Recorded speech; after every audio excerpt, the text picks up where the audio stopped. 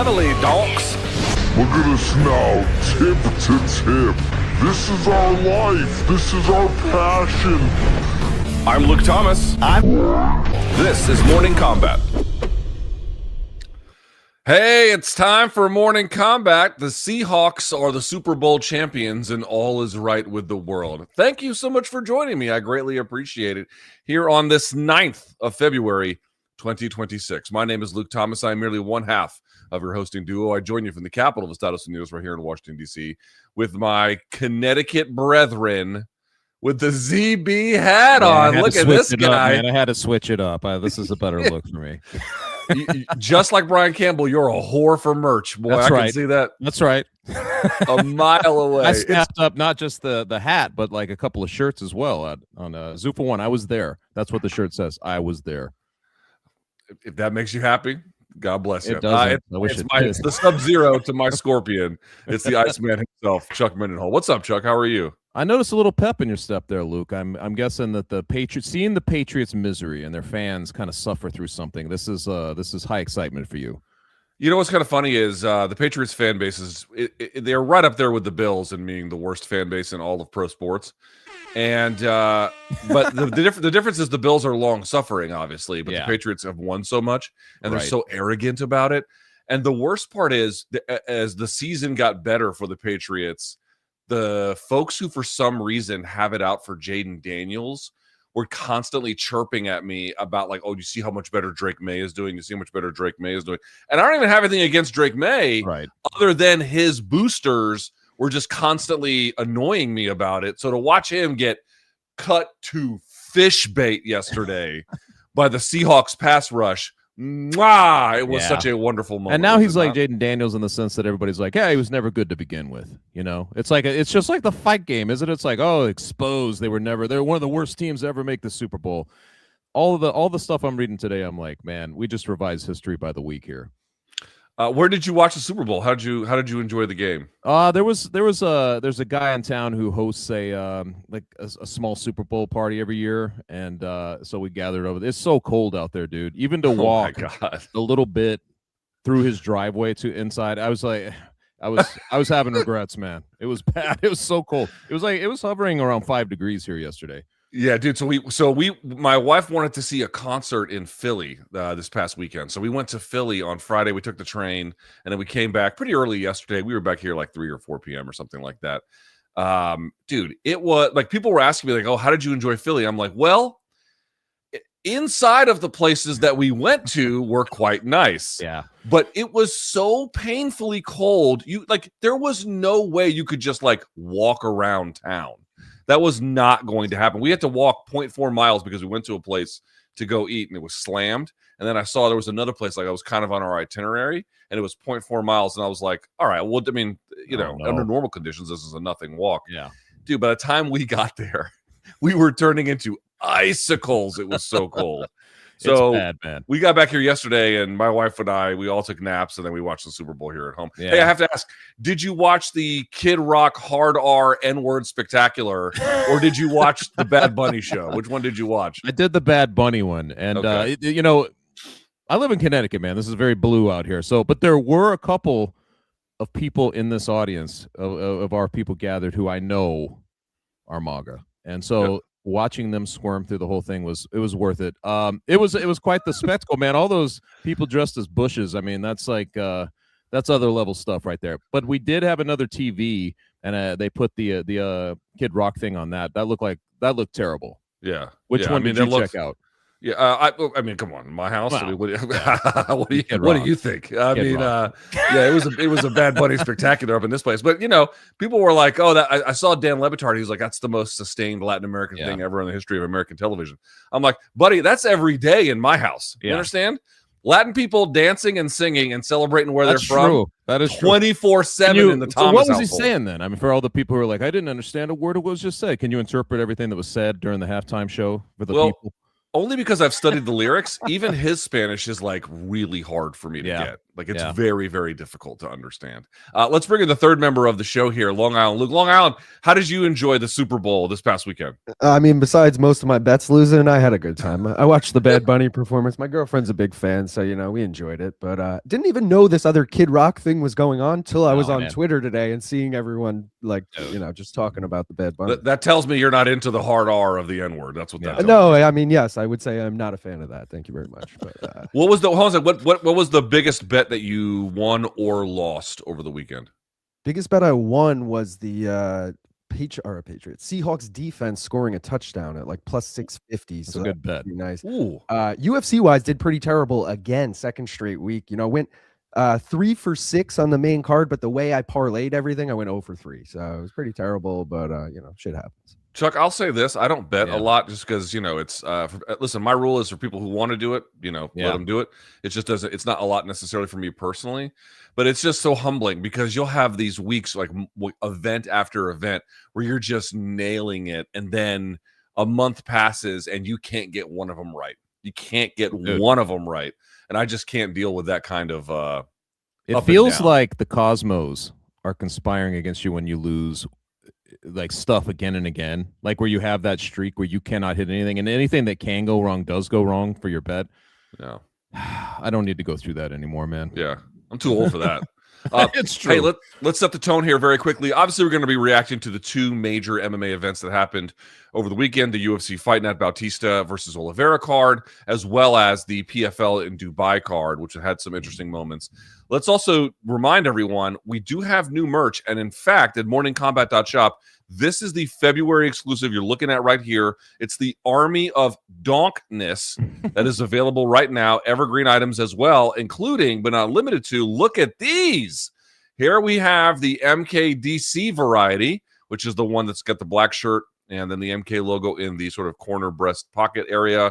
And then, of course, the kind of graffiti evergreen shirts. Those are just, my understanding is those are just going to just live there at morningcombat.shop as evergreen stuff. But that Army of Donkness is just available for this month, both as a t-shirt as well as a poster. So go to morningcombat.shop. And of course, you can reach the show, morningcombat@gmail.com. We still do fan subs. We still do dead wrongs. We're just going to kind of do them in a more packaged kind of deal. Also, just to reach the show is a good place you can go. And then, of course, on social, you can follow us on Twitter, IG, and everything else in between. You can see there on the lower third of the screen for Chuck, for me, and for MK more specifically. Chuck, if you're ready, let's get this show going. Let's try it, man. All right.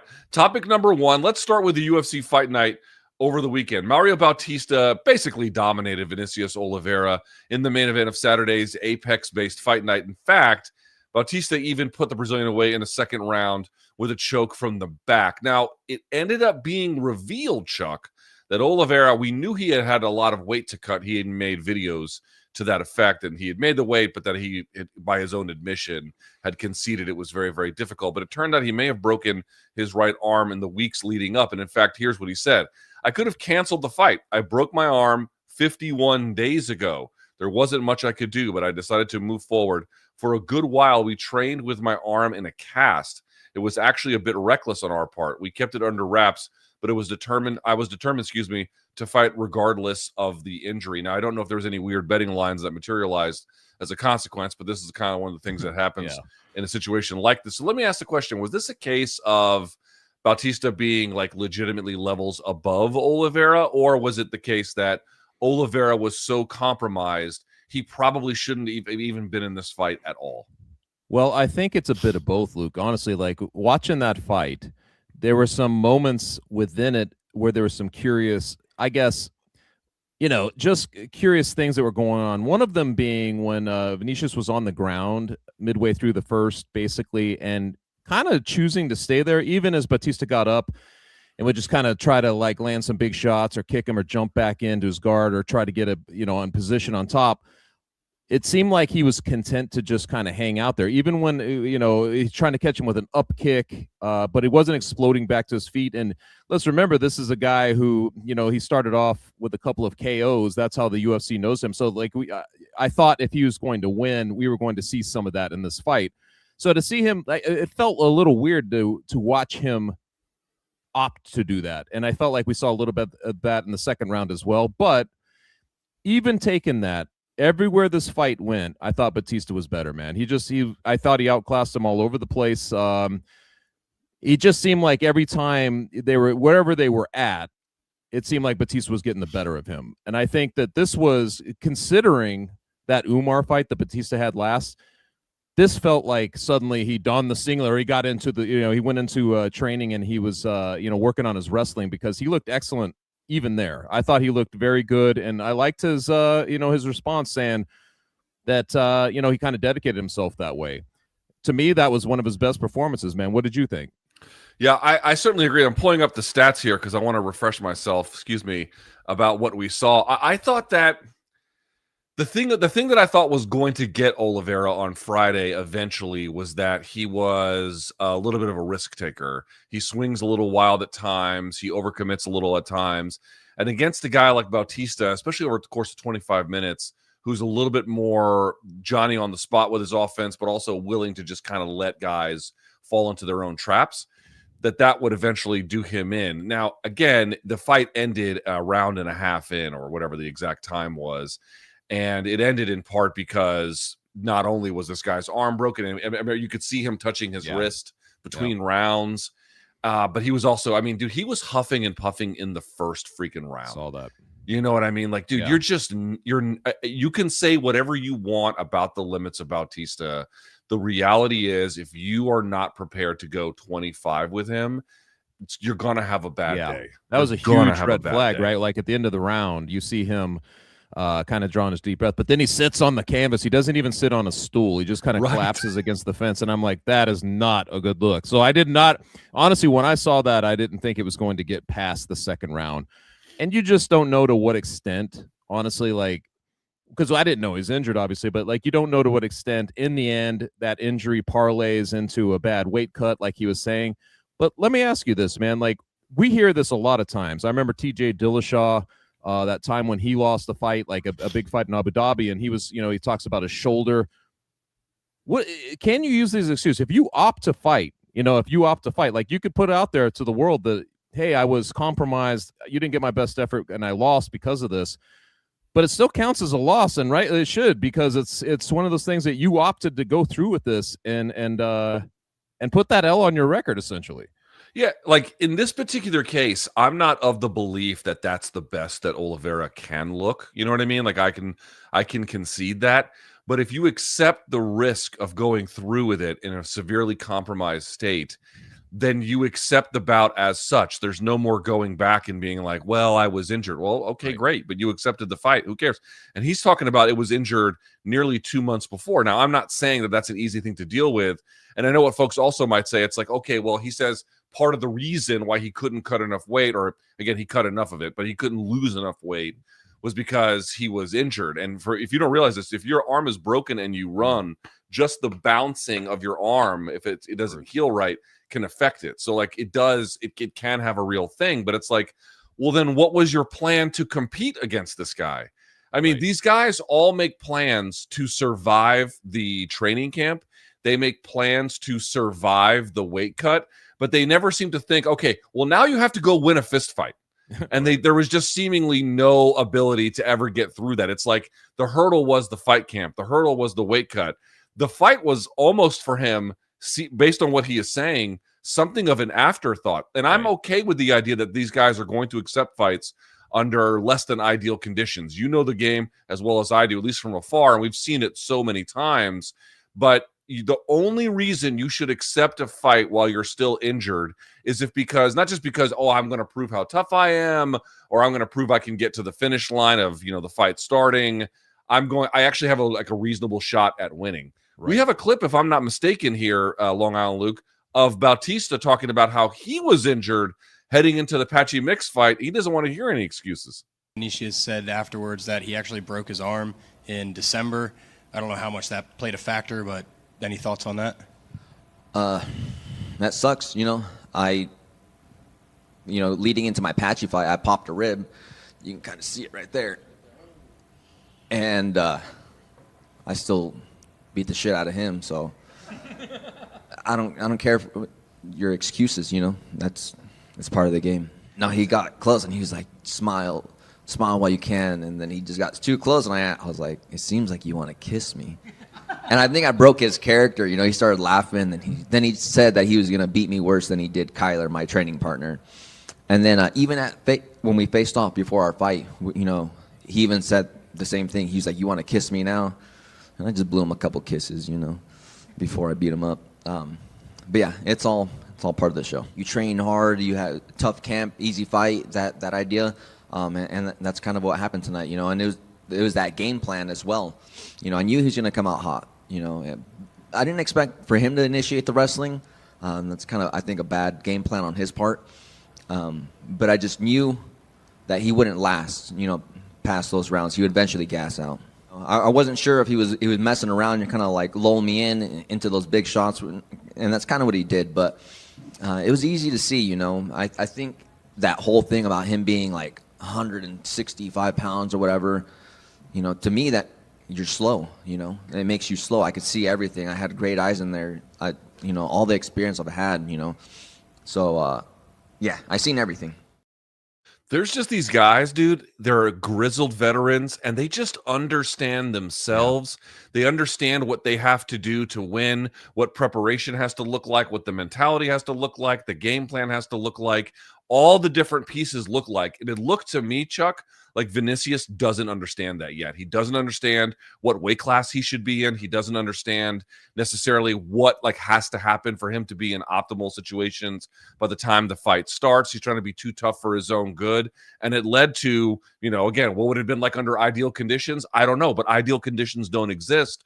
The ones that we got, he showed up super short ahead of a guy who at the bare minimum, Bautista is going to do his homework. And if you don't, it will show up very quickly. Yeah, and I mean, we've seen Bautista show up in fights. I think people thought he was going to lose, and he wins. I mean, the tape is out on the guy.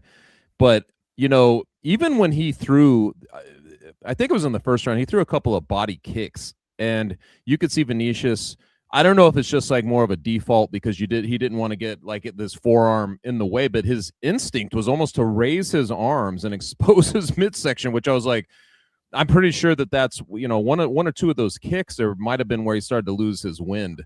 But this is a guy, like, to your point, man, who Bautista, if he sees that you're giving him an opening, he's going to exploit it. And I thought that he did that all over the place here. This, if we could talk about, like, sometimes they do these Apex events, these kind of fight nights. This is exactly what it should do, is give a guy like Bautista a spotlight that you actually see him for what he is. Like, you're mentioning him being a veteran and like doing his homework, but it also shows you the dude is really freaking good. You know what I mean? Like, he's really good.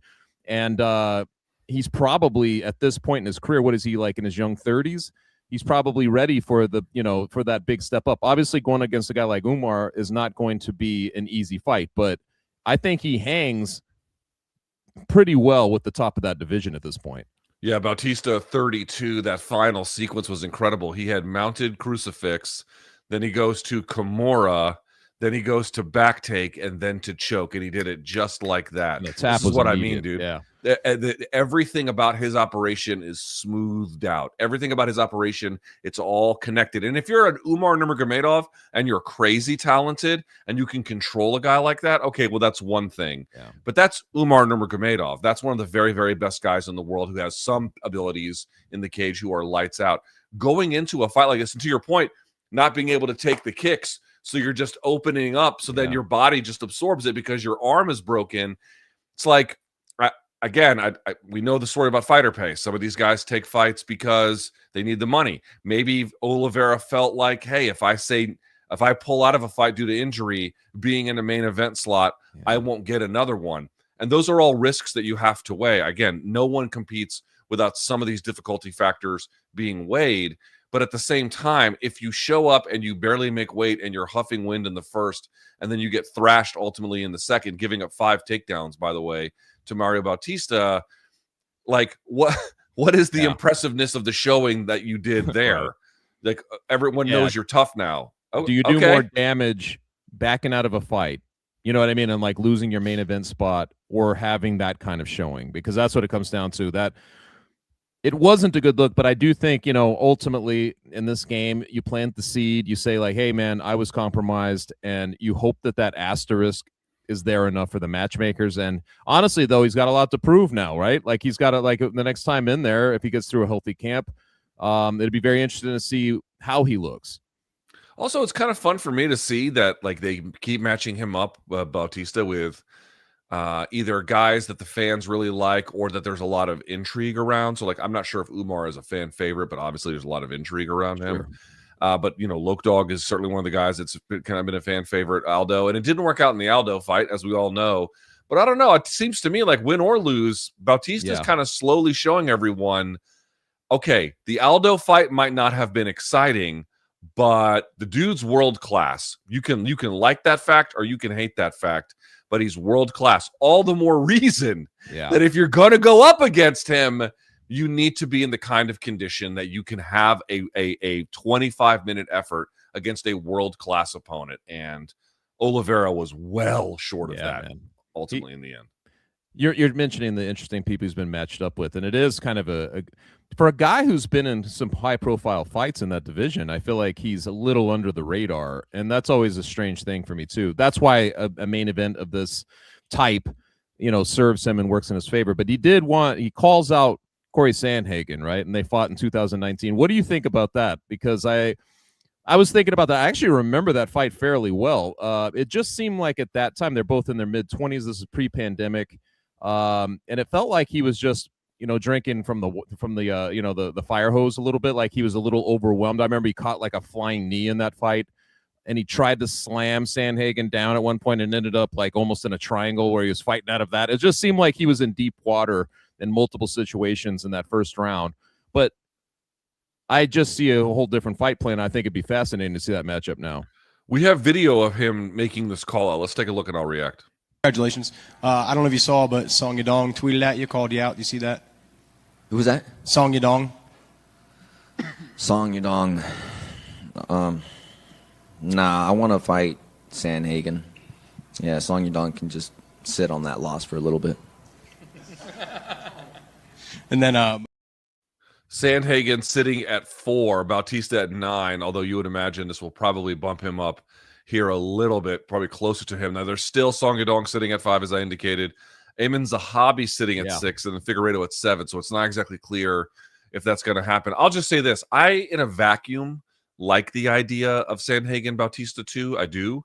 But I don't like it taking precedence over the idea of Sean O'Malley versus Corey Sandhagen. To me, that's one of those fights that Corey Sandhagen versus Sean O'Malley, to me, is one of the very best non-title bantamweight fights you can make, period. And if there's an opportunity to make something like that, I think that they should. However, if they're not considering that for whatever reason, they've got another plan with O'Malley, maybe a Petr Yan rematch, Chuck, then yes, then I would be totally okay with it, sure. Yeah, and you mentioned Zahabi. Maybe that's the kind of fight that you do. Because right now, I don't believe they have booked Zahabi, right? And he's above him in the rankings. Something like that might make sense. I don't know about Davis and Figueiredo, just given that he's a little bit on a downslope at the moment. So I don't know if that fight makes sense. But I think it's cool that we're having a discussion about who Mario Bautista, because I always felt like he's one of those guys who's on the outside looking in for the guys at the top of the division who we're matchmaking with. And I think after the performance like that, man, you can plug him in against a few of these guys who are above him in the rankings, and it would be a fun fight. I mean, I feel like he matches up fairly well. And by the way, here is this tweet from Song Yadong, the one in reference here. Congratulations. Enjoy the victory tonight. How about some Kung Pao chicken in Macau next? I don't know the appetite for something like that. I wouldn't hate it. I wouldn't hate it, but Sandhagen rematch is a little bit more thrilling to me, I suppose. Song Yadong's got some work to do. I don't know. All right. Let's talk about the co-main event. Topic number 2 here. Kyoji Horiguchi gets, the UFC return couldn't be going a whole lot better. He basically outclassed Amir Albazi and had him out on his feet. Well, out on his feet. Had him close to out on his feet a number of times in that second and third round on this fight night. With this win, Chuck, he cannot be far from a title shot. So let's talk about this. What should happen at the top of flyweight after the rematch between Josh Van and Pantoja? Or, for whatever reason, should they just jump the line and have Horiguchi versus Van, or should they wait for Horiguchi versus Taira in Japan? Talk to me about what you saw in this victory and then what this entitles him to in this division. If the UFC right now knew that Joshua Van was ready to go and we don't know Pantoja, like if they just thought that was going to be up, I'd be totally okay if they wanted to bump Horiguchi into that spot for multiple reasons, man, because this is a guy who came back, and I think he was kind of, in his first fight back, I think that he was booked to lose. I mean, I don't remember the exact line on that, but I don't think Horiguchi was favored in his fight back. Who was he? The guy's name is escaping me. Tagir Ulanbekov. Yeah. And I mean, that fight looked like a trap, right? Like he's going to go into the situation. But to see him come out of that with flying colors, and I mean, just kind of re-announce himself in a way that you're like, Jesus, did we give this guy the fair shake the first time through? And, through his journey for 7-8 years away from the UFC, returning at 35 years old, I would have no problem, man, with them kind of bumping him right up there. But, and I know that, like, people have been calling this for the Japan thing. I don't know. Would the Japanese want the fight between Taira and Horiguchi? Like, it's just, to me, it's like you got two guys who are both right there. You've never had a Japanese champion. Well, if they want the boxing fight between Naoya Inoue and then Nakatani, Junto Nakatani, I mean, I'm not saying that this is on par with that. That's not my point. But I'm saying two Japanese superstars colliding, is a big deal. Maybe there's something like that. Yeah, I wouldn't be opposed to it. I mean, it would be a lot of fun to watch that. First of all, too, because Tatsuro is so much younger. That kind of fight has like a lot of it could be a lot of fun. But dude, the whole division is fun right now. Imagining Horiguchi against a very young dude like Joshua Van could be very interesting as well, right? Because just Horiguchi, you see how tough he is, how wily he is. And everything that was going on in that fight. Dude, he took 16 significant strikes in this fight he just had. Over 15 minutes. One strike essentially per minute. I mean, that kind of evasiveness at his age and everything. And, dude, you tell me too, like, do you have a little bit of a soft side for Horiguchi coming back, kind of missing so much time from the UFC, coming back? And when he was in the UFC, there was almost zero fanfare, not just for him, but like for the division itself. The UFC was considering shuttering it. Everything was kind of, Demetrius Johnson just wasn't really the needle mover. And I was at UFC 186 in Montreal in 2015. And he was the main event against Demetrius. That was that fight. It wasn't the greatest card, but you remember, have you ever been to a show in Montreal before? Like the GSP angle, it's almost like Hulkamania, dude. Like, it's like everybody's wearing the bandanas. It was like, I went to multiple shows where GSP, and it just was like such a hotbed. But for this particular one, 10,000 people through the turnstile. It did like 100,000 pay-per-views, which is just the baseline. They could throw garbage on, and that's what would sell back then, 100,000, right? Like, and it did something like $650,000 at the gate. I mean, these numbers for the UFC, even at that time, were just atrocious. People had left.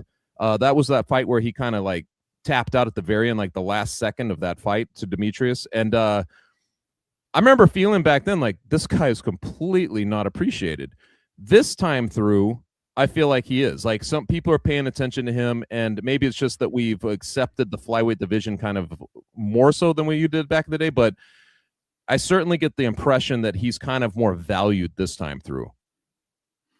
It's interesting. I have mixed feelings about like whether it would have been better to have Kyoji Horiguchi stay in the UFC post 2016, because remember, he loses to Demetrius Johnson in 2015. Then he has back-to-back wins over Chico Camus, who's a sort of a Duke Rufus trained fighter, Neil Seery, and then Ali Bagautinov. That Bagautinov one was like eye-opening, because it's like, just to do that, it was like he just dominated all 3 rounds of that fight. Yeah, and Bagautinov also had like anti-doping issues along the way too. And then he goes over to Rise It and has great fights against Hideo Takura, who was, sort of a big Japanese fighter of that time. He beats Manel Kape. He finishes Manel Kape, by the way. Shintaro Ishiwatari was kind of like a sort of a staple of that world. Ian McCall he beats. And then he goes on and, beats Darian Caldwell over, and then he comes back through Bellator, and then he has some losses too. But in general, I would say that like at the time in which he was competing against DJ, he was definitely one of the better fighters that DJ could have fought, but he was just so pre-prime. He just wasn't even close to his best yet. True. And that's not a knock on DJ. DJ did what he did to him. Obviously, the 5th round armbar is pretty incredible, but he just I don't know what's true.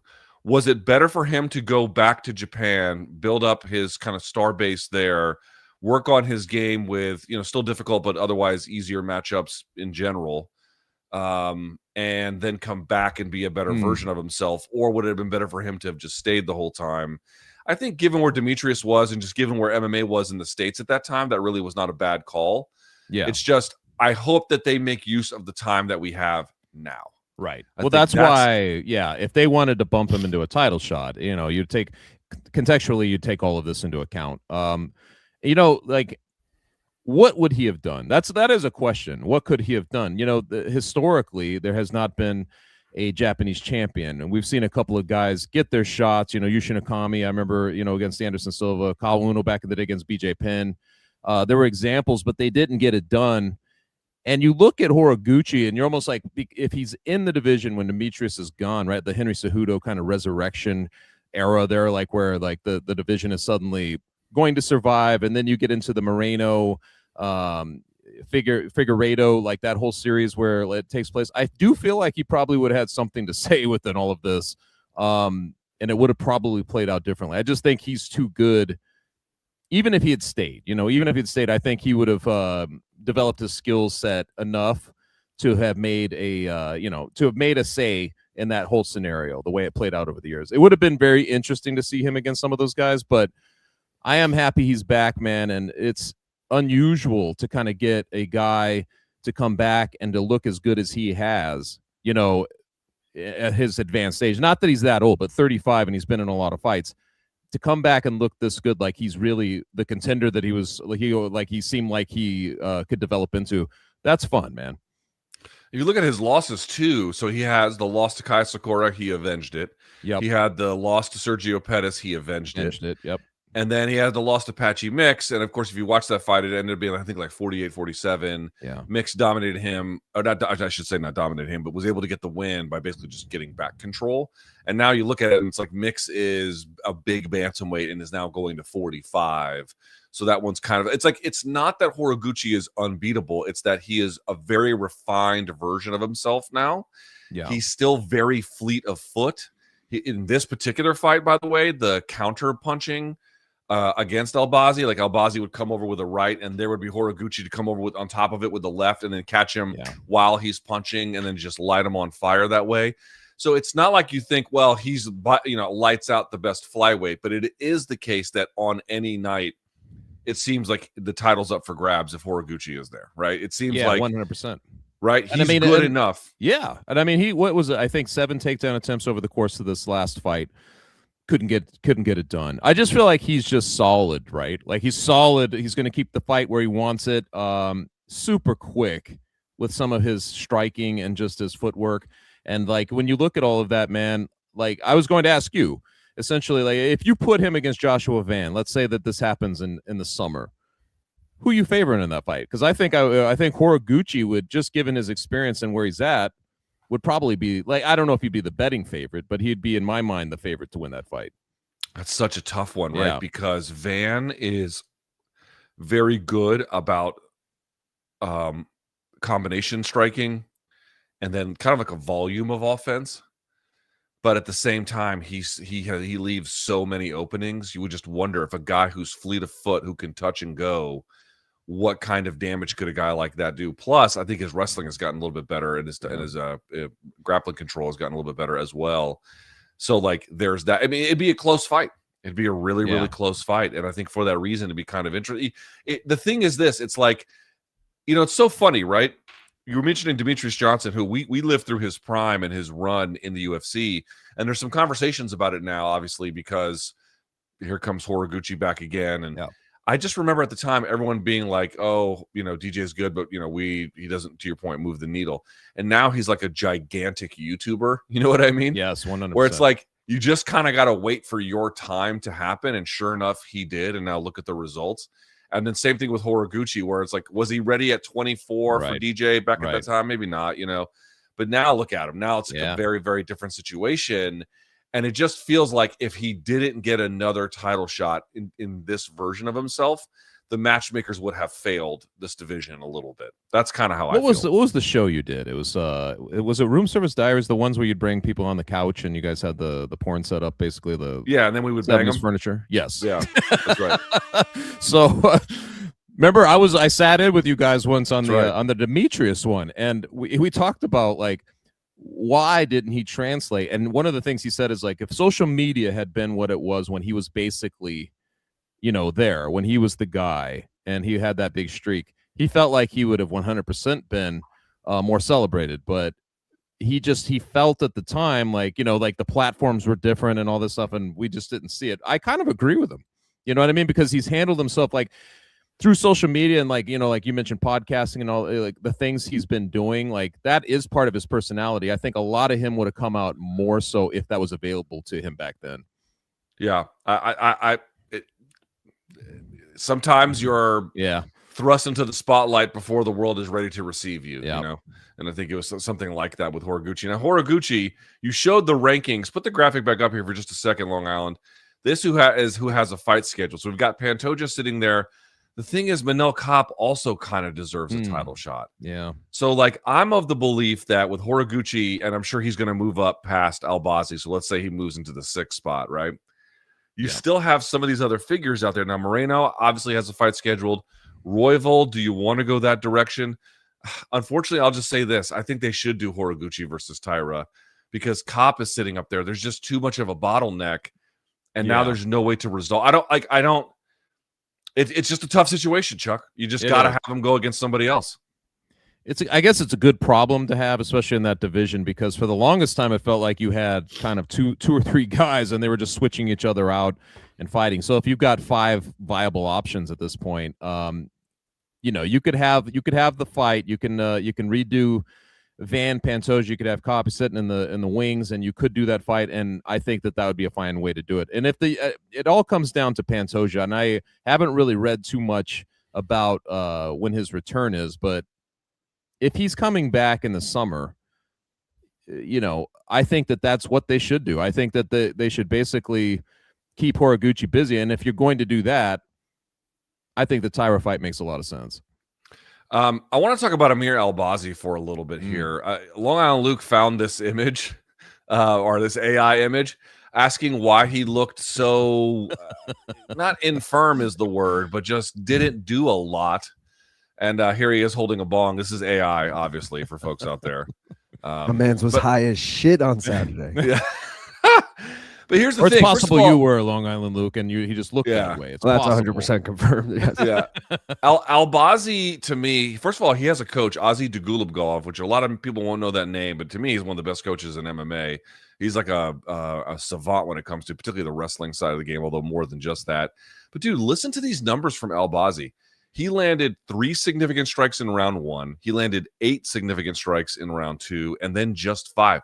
Crazy. Dude, my guy was going up there in a top 8 matchup, and he couldn't amount more than single-digit output at any point. Again, partly a big testament to the fleet of footness, so to speak, of Horiguchi, but at the same time, 0 for 2 on takedowns in round 1, 0 for 1 on takedowns in round 2, 0 for 4 on takedowns in round 3. Chuck, he couldn't do shit to this guy. He could not do.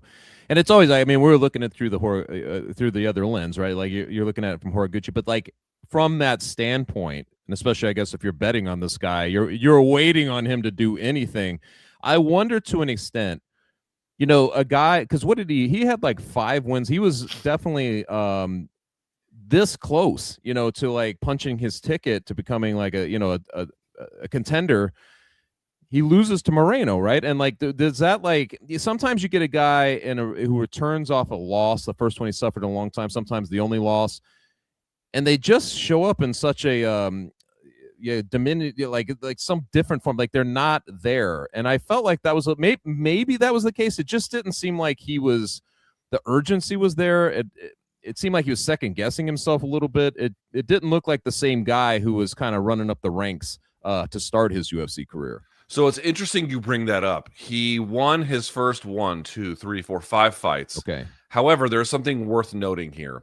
He beats Kai Kara France in 2023 via split decision. Yeah, that was close. Kai Kara France had 99 significant strikes. Albazi just 43. Against Brandon Moreno, Moreno had 132 significant strikes. Albazi just 63. And then Horiguchi had 73 significant strikes against him. Albazi just 16. So he's been numerically outstruck in all of them. But at least in the case of Moreno and France, and he lost the Moreno fight too, he was able to get at least one takedown on those. He couldn't get any of them against Horiguchi in this one. Dude, his offense is just withering.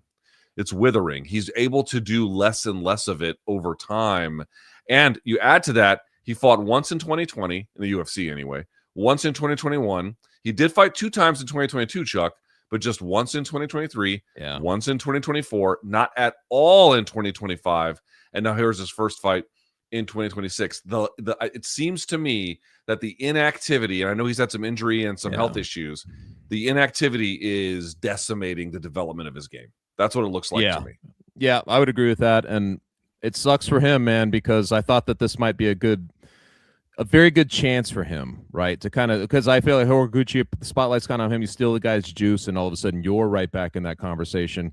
And it was the furthest from that, man. I mean, both of those fights at the top were almost showcases for the guys who won, right? Like they ended up being just straight up like guys showing how good, like the gap between them and the dude they're fighting. So that was tough to watch, man. Honestly, like it was fun to watch Horiguchi kind of get that done, but it was tough to watch if you're looking at from Albazi, just given I really believed he was kind of, bookmarked for a title run, and now he's really, really behind the 8 ball, man.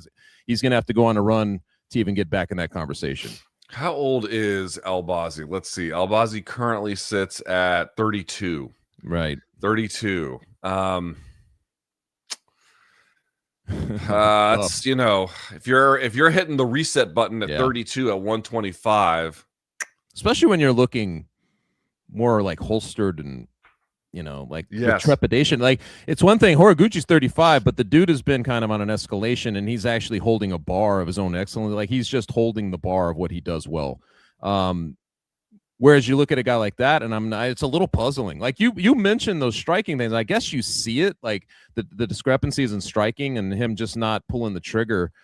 But this one seemed way worse to me. It just seemed like there was no moment. Like the pattern was established, and it seemed like there was no moment for Albazi. There was never going to be a moment in this fight.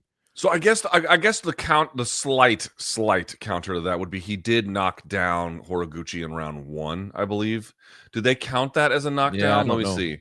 Did they count that as a knockdown? They don't. They don't count that as a knockdown. But I know the moment you're talking about. Yes. Yeah. It did kind of look like that. So you could say, well, I still didn't score the first round for him. I still thought Horiguchi, but you at least had one moment where you're like, okay, well, maybe there's a power versus volume thing here. Yeah. But then he got rocked, his shit rocked in the second, and he got his shit rocked in the third. And you're like, man, there's just nowhere for you to go here. There's nowhere to hide in this fight. Fight game's so weird, man. It's like it's just so weird. Like you'll see guys sometimes just fall off out of nowhere. I have no idea if he's really falling off, but I mean, you just can't land 16 significant strikes over the course of a 15-minute fight. You just can't do that. Well, unless you're at heavyweight. True. Oh man. You can't, which is a segue when you're which we'll get to in just a minute. But against a top guy at 25, and not a title shot fight, but kind of like all right, who's going to do a top 5 thing here kind of fight. Yeah, whose offense was more offensive to you, the New England Patriots or Albazi? Which one of them offended you more watching? No, the Patriots. Any point that they scored, ineptitude, right? Like that hurt my soul. Yeah. Hurt my soul. And I will say, though, my wife was cheering for Christian Gonzalez, the Colombian guy who plays. Yeah. He looked good. He looked really good. Yeah, dude, he broke up a couple of good passes. He looked real good. But yes, whenever they score, I'm always like, God fucking damn it, that was one of the, actually, you mentioned that one of the prop bets I did have was JSN Smith and Jigba to catch, because he's the stud of the league, right? Like receiver, for him to catch five passes. This was just part of a parlay at -620. I just threw it on there, and he only caught 4, in large part because of your boy there, man. He shut him down. Yeah, I did. His dad, by the way, Christian Gonzalez's dad is a Colombian guy, like from Colombia. He's 6'9". I've been going to Colombia for 15 years. I show up there like Andre the Giant every time I'm there. A 6'9" native Colombian is like, I mean, once every 1,000 years or something. You 6'4", 6'5"? 6'4", yeah. Okay. And dude, I tower over people there. Tower. Yeah. It's kind of funny. We'll come back to that. We'll come back to this card in just a minute. But first, let me tell you about something that we should. It's important to me. It's important to the show. It's important to MK. We are already a month into, actually more than a month into 2026. If you're aiming, don't let those New Year's resolutions go, to be healthier and keep nutrition top of mind, there's an easy way to stay on track without cutting corners or compromising your goals. Ladies and gentlemen, I'm going to show it to you. You got to check out Huel. Now, there's many ways to do Huel. This is the ready-to-drink kind. Huel, if you're listening on the audio platform, Huel.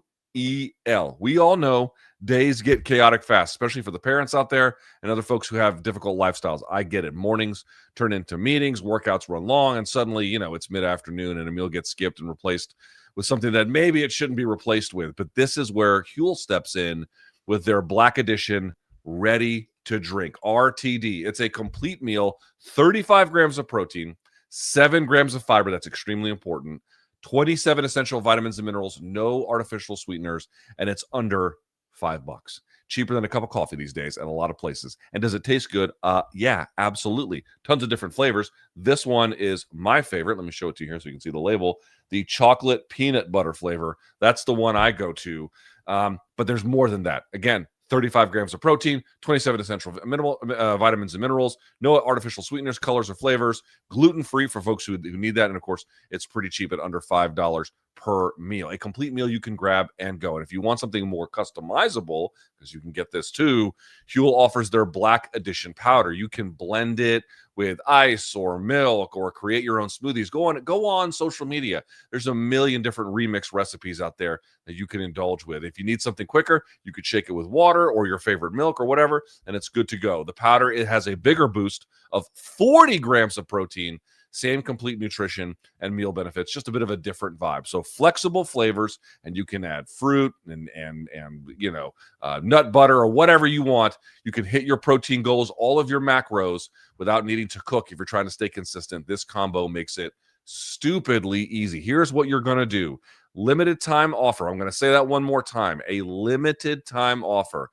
Get Huel today with our exclusive offer at 15% off online with the code COMBAT15, KOMBAT15, COMBAT15 at Huel.com/COMBAT15. So HUEL.com/KOMBAT15 and use that code KOMBAT15. New customers only. Thank you to Huel for partnering and supporting our show. If you're busy, ladies and gentlemen, this is a game changer right here. Huel. Huel.com/combat15. All right. Very good. Big thanks to our friends over at Huel. Let's go to topic number 3. And this is one, when I sent the rough draft of the rundown, I didn't know if Chuck was going to want to play ball. And then he saw it. He was like, oh, hell yeah, I want to play ball. And I was like, yes, let's do it. I am not even kidding when I say this. And my question is as follows, Chuck, but let me explain my reasoning for just a second. My question is as follows. Should the UFC consider getting rid of the heavyweight division? And I bring this up because of what we saw on Saturday night, namely in the Rizvan Kuniev fight with Jelton Almeida. Now, Kuniev ends up winning a unanimous decision event. Jelton Almeida, by the way, 0 for 8 on takedowns. Here are his striking numbers: 5 for 12, 8 for 21, and he picks it up a little bit in the third, although he whiffed on 4 takedowns, hitting 18 significant strikes. But it was a disaster of a fight. It was awful. We didn't need it. And here's the reason why I'm asking this question, Chuck. We have a disastrous situation at heavyweight where there's virtually nothing of any kind of high quality. Tai Tuivasa is still ranked, is 0-6 in his last 6 and hasn't won in 4 years. But the problem gets magnified when you realize they don't want to sign Francis Ngannou, and they tried to sign Rico, but it appears that they didn't offer him enough money, so he went to go box instead. My question to you is, Chuck, what is the point of keeping around heavyweight if you're not developing talent that comes up to supply it from the bottom, and you're unwilling to bid on the services of the best heavyweights, or to bare minimum, in the case of Rico Verhoeven, a very, very interesting and fun signing for as long as that would last. But again, with Francis Ngannou, and everyone's going to say, well, they got sideways with Francis, and Rico decided to go do boxing. And my point is, well, then what are we doing? Why are we keeping this division around if you cannot sign from the top down and you're unable to build from the bottom up? What is the point, Chuck? Man, you did bring this up, and when was the last, like, honestly, can you even recall the last really good heavyweight fight you saw in the UFC? Because it's like, I was thinking about this, and I know they probably exist, but like it seems more often than not that that they kind of end, like, this is kind of how they end these days. This particular fight, especially on the heels of the Tuivasa fight, where he just couldn't even muster the strength to get up and deliver the fatal blow at the end just to kind of get that victory. To see this fight, like, it's just, I don't even know how to explain it, man. Like, it's such a, like, especially in the apex, it's just such a soul-sucking moment to me, because you see how it's playing out. There's nothing going on. Jailton Almeida looks like he'd rather be anywhere, honestly, than fighting in that fight. And he's just getting pushed up against the cage. The referee is like, guys, please start moving. Then he has to step in there and basically pry them apart and set it again just so it can resume back on the cage. A guy posting him up. This is what occurs to you, man. It's almost like back in the day, there was no interest, or there was little interest in the flyweights, and the UFC considered sawing it off. If you take that logic at all and you look at the heavyweight division, particularly for the reasons you just outlined, all of the excitement that they can fuse into it, they are just not getting done, or they have no interest in doing that. One of them being a vendetta with Francis Ngannou, who would at least add an element of the bigness of what you're trying to achieve there, right? Like a guy returning, some people might see him as the best heavyweight going. You plug him into a situation where you got Aspinall, and hopefully he's able to come back, but you've got a couple of guys. Suddenly you're working with something. But right now, especially with Rico and just anybody that would spice things up, John Jones, they can't seem to work things out. Now he's talking about an arthritic hip. It's not an outrageous question, man. You went through this exercise, right? Like we were talking about 10 years ago in the UFC, like what it looked like, what did the heavyweight division look like compared to now?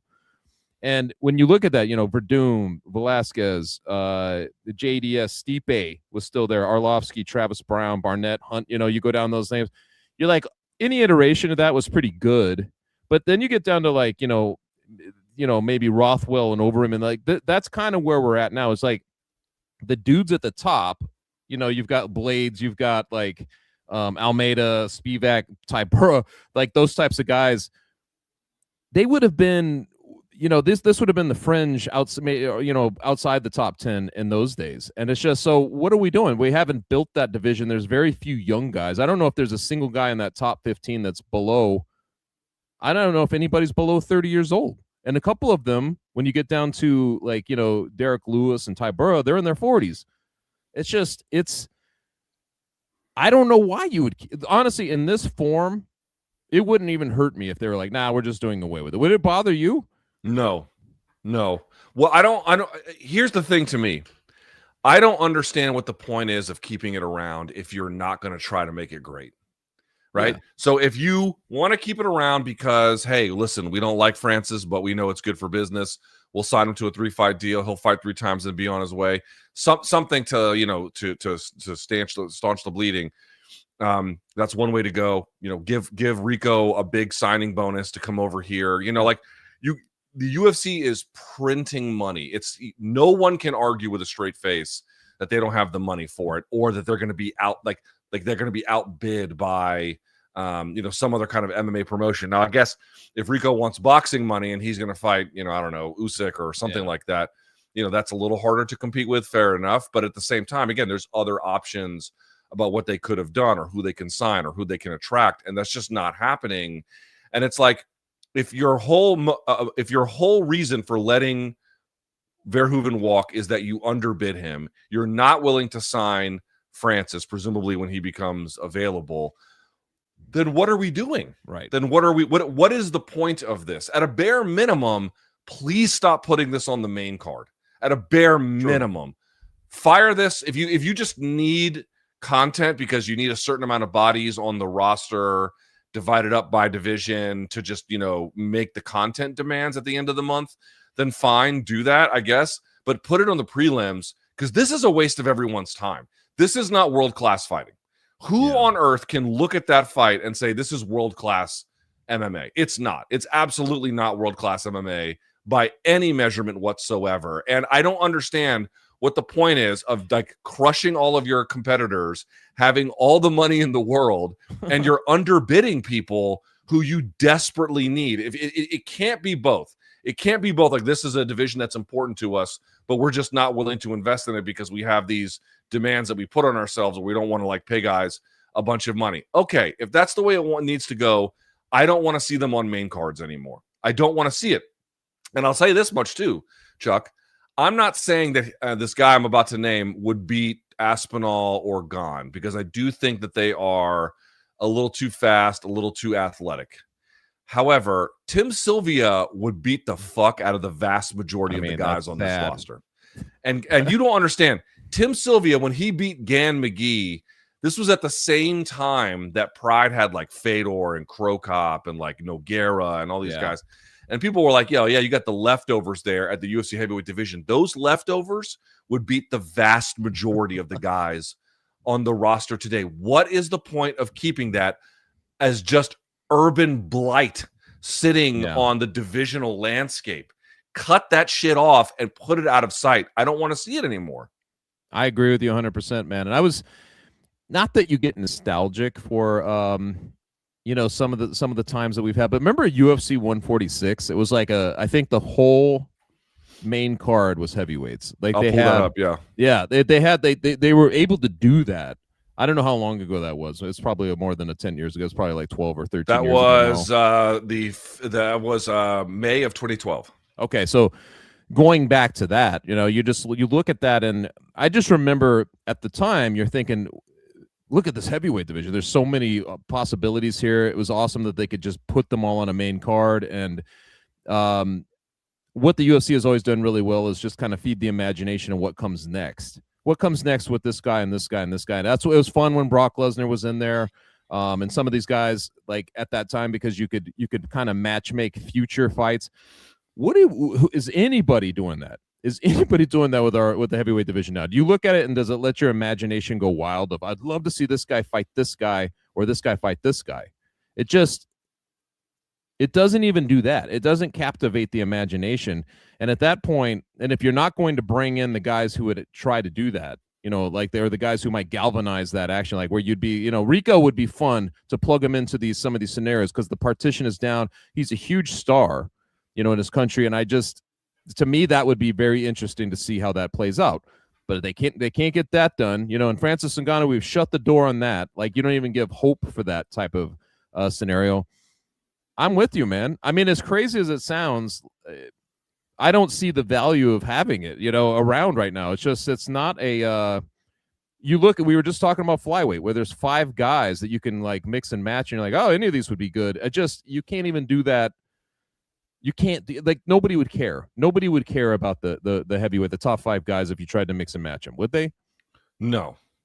Again, I'm not saying this is the case for Kuniev or Almeida in particular. Almeida still looks very, very physically strong, but like half the guys on the roster look like their biggest loser contestants and not even Ultimate Fighter, And Almeida, man, I was high on him a couple years ago, and it's like one of those things you're like, well, Almeida? Yeah, Almeida. I was like, I thought maybe he might turn into something, but I think it was Ben Folks. He was like, does anybody check with him to make sure he wants to be doing this?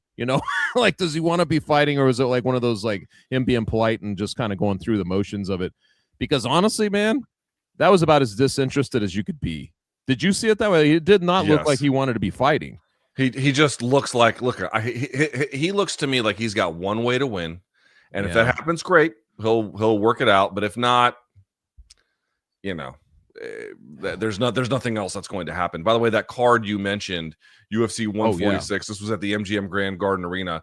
JDS versus Frank Mir in the main event. He gets his lights punched out in round 2. Co-main event, Cain Velasquez beats the right, I remember out of that Antonio Silva, Yeah. stops him in the first. Roy Nelson knocks out Dave Herman in the first. Pee Wee Herman was a fun guy. And Roy Nelson, black belt in jiu-jitsu, IFL champion. You know, this guy did some shit back in the day. Stipe Miocic beats Shane Del Rosario. Rest in peace to Shane Del Rosario. And of course, Stipe Miocic, arguably greatest UFC heavyweight ever. And then Stefan Struve armbars LeVar Johnson in the first round. Now, not all Big of Johnson. Games, LeVar Big Johnson, that was his name. I think he went back to prison, by the way. I'm not sure. Oh my Lord. But the point I'm trying to make is not all of these guys are also world beaters, but just you could have an entire card with some very good heavyweights and then some decent heavyweights, and it kind of fulfilled the job that it needed. You could never do this today. You could absolutely never do this. And here's who's available now. Again, Volkov, I appreciate his improvement. Yeah. Okay. Pavlovich, all right. And Blades, all right. Yeah. And Waldo Cortez Acosta is athletic, but it's like, there's just not. Yeah. He's athletic in a time when, he's also feasting on whatever's left. Basically, everything after that is Heath Herring would beat most of these guys, Yes. who was like, what's your skill? He's like, I'm just Texas tough. I know. Like, what else? Like, dude, Nogueira? What would Nogueira do to these guys? He would fucking smash them. This is absurd. It's absurd. Yeah. And my only request is, I know that they're not going to listen to me. I know they're not going to listen to a show like this. But if there's a way for any of them to hear, please stuff this on the prelim card. Because this is a complete... for the especially the juxtaposition between a heavyweight and the flyweight fight. It always seems like you've just like electrons are suddenly, like, it's just because it's so mired in slow sludginess, and then you go to like this flyweight fight and it seems like you can't even keep up with it. It's like a double speed. Bro, think about this. On this main card, it was the Bautista fight, the Horiguchi fight, the Kuniev fight, the Oleksiejczuk fight. You go down the list, pick anyone from the prelim fight. You could have had, by the way, the Donchenko fight against Moreno. That would have been a little bit more fun. Dude, how about Javid Basharat versus Gianni Vasquez? That fight was great. That was a great fight. How is that not a better use of the customer's time to watch than watching fucking Kuniev and Almeida do nothing? For the first time in my life, I was like, I remember when the UFC got rid of lightweight in circa 2007 following the Josh Thompson and Yves Edwards fight. And at the time, it was a little bit of a shock, in part because you thought that they could have reconstituted it. And they eventually, of course, brought it back, and then it had its heyday. But it's like, I've seen the UFC cut divisions, dude. I've seen it. I've lived through it. Who's going to miss heavyweight when it goes? Yeah. You know what you would miss, Chuck? You would miss the concept of heavyweight. Yeah. You would miss the idea of heavyweight. I mean, in boxing, it's established as you don't get any bigger, right? Like if it's, and I don't mean like in the literal sense of physical stature. I'm saying like in terms of a heavyweight title fight in boxing still translates for everybody. I mean, they've had golden eras come through that feature some of the people we still talk about 50 years later. And even before that, but like, you think about that all the time, and that's just not the case in the UFC. It's almost like at this point, it's a little bit of a dead spot on a schedule. And I thought, going into this one, I have to be honest, you're hoping that you're wrong, but I saw that the potential of this fight being exactly what it turned out to be. It's just not a very exciting prospect when you book those. I would love to see what the internal data shows UFC about average customer interest in heavyweight fights or fights like this in the broadcast and what it does to viewership. I'd be curious to see, because again, I think people certainly will always have a romantic ideal for heavyweight, but the blinkered reality of it is a nuclear Chernobyl level wasteland of nothing. And it's a waste of everyone's time to watch this shit. It really is. And then also, I mean, honestly, like let's say that Aspinall, they run that back at some point this year. Aspinall beats Gone. What's behind it? Like, what excites you behind that? Like, that's part of the problem. It's just there's just nothing coming up that's exciting about it. I don't know. Well, good thing they're not going to sign Francis, and they were too cheap to sign Rico. Great, amazing. And John doesn't seem to want the fight, and he's got an arthritic hip. So yeah, but he'll fight the right fight, just not the one that any of us want. All right. Let's go to topic number 4. Let's switch gears here a little bit and talk about the PFL Dubai card. Pretty good card, actually, in the end. Let's start with that main event, Chuck. So in the main event, Usman Nurmagomedov made for the most part, pretty easy work of Alfie Davis, getting a rear naked choke with the arm in, almost like an Ezekiel from the back in the third round, as I indicated. So the question is this. It was not like this. Listen, we saw the odds heading in on Friday. We talked about it here in MK. Usman was a gigantic favorite heading into that fight. So in that sense, you kind of got what you were expecting. However, it does bring up an interesting question, namely, among all heavyweights worldwide, Chuck, where would you rank Usman Nurmagomedov today? Okay, so we'd have to look at the UFC's rankings, and do you have them up? Because I do have. I mean, so basically, where's Justin Gaethje? Currently sitting, Justin Gaethje sits at. I mean, he's number 1. Okay, I mean, obviously, interim. Right? I get it. Tsarukyan sitting at 2, Oliveira 3, Max 4. Those are tough fights. Like, if you're looking at how do you gauge it? Because with a guy like Usman, who, like, you know, the brand names that he's fought. The Paul Hughes fight was very good, right? He had to show some mettle, and then he kind of looked a little more convincing in the rematch. But like, if you gauge, like, you know, Benson Henderson, I think was near 40 years old when he fought him, right? And Patricky was like in his late 30s.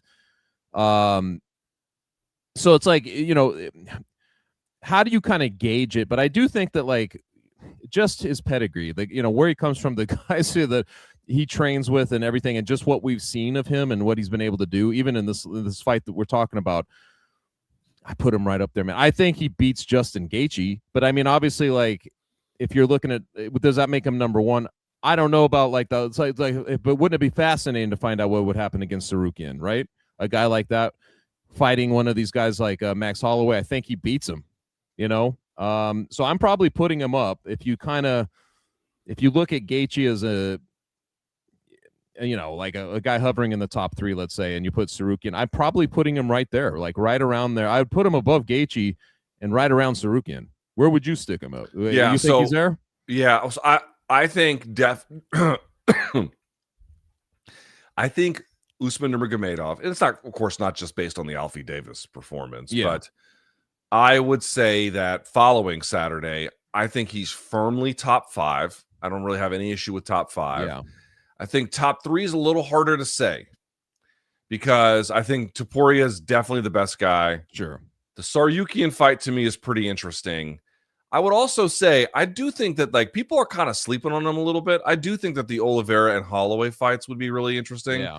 Especially the Holloway fight, because he's got pretty good takedown defense and a really great and consistent jab, good footwork, good movement, which could prove to be a real problem. The belief that I have, Chuck, is that Umar Nurmagomedov and Usman Nurmagomedov are very, very good, but they're a step down from Khabib. Yes. And the reason why I say that is because Khabib was not as well-rounded as them. That is true. They can do a wider array of things within MMA, but they are, again, I know he finished Alfie Davis, credit to him, but in general, to me, they're not dynamic finishers. They're much more control positioners, scoring, like touch and go, you know, find a way to land and then secure a kind of control position.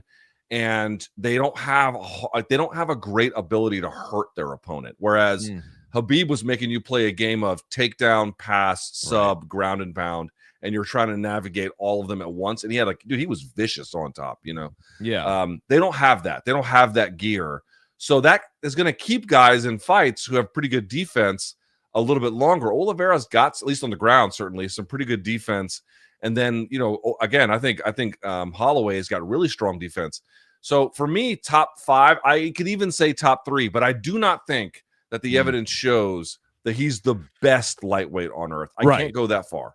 No, and I mean, I didn't even consider, like, I wasn't considering Topuria just as a champion, but I'm obviously, I mean, but that would be a fascinating fight because I do feel that, like, when you have, you know, a guy like Usman, who you've seen him fight guys that he's supposed to beat, and sometimes struggling, because I know in talking to Pete Carroll, like that first fight with Paul Hughes, you know, in Ireland, they saw it a different way than the scorecards, right?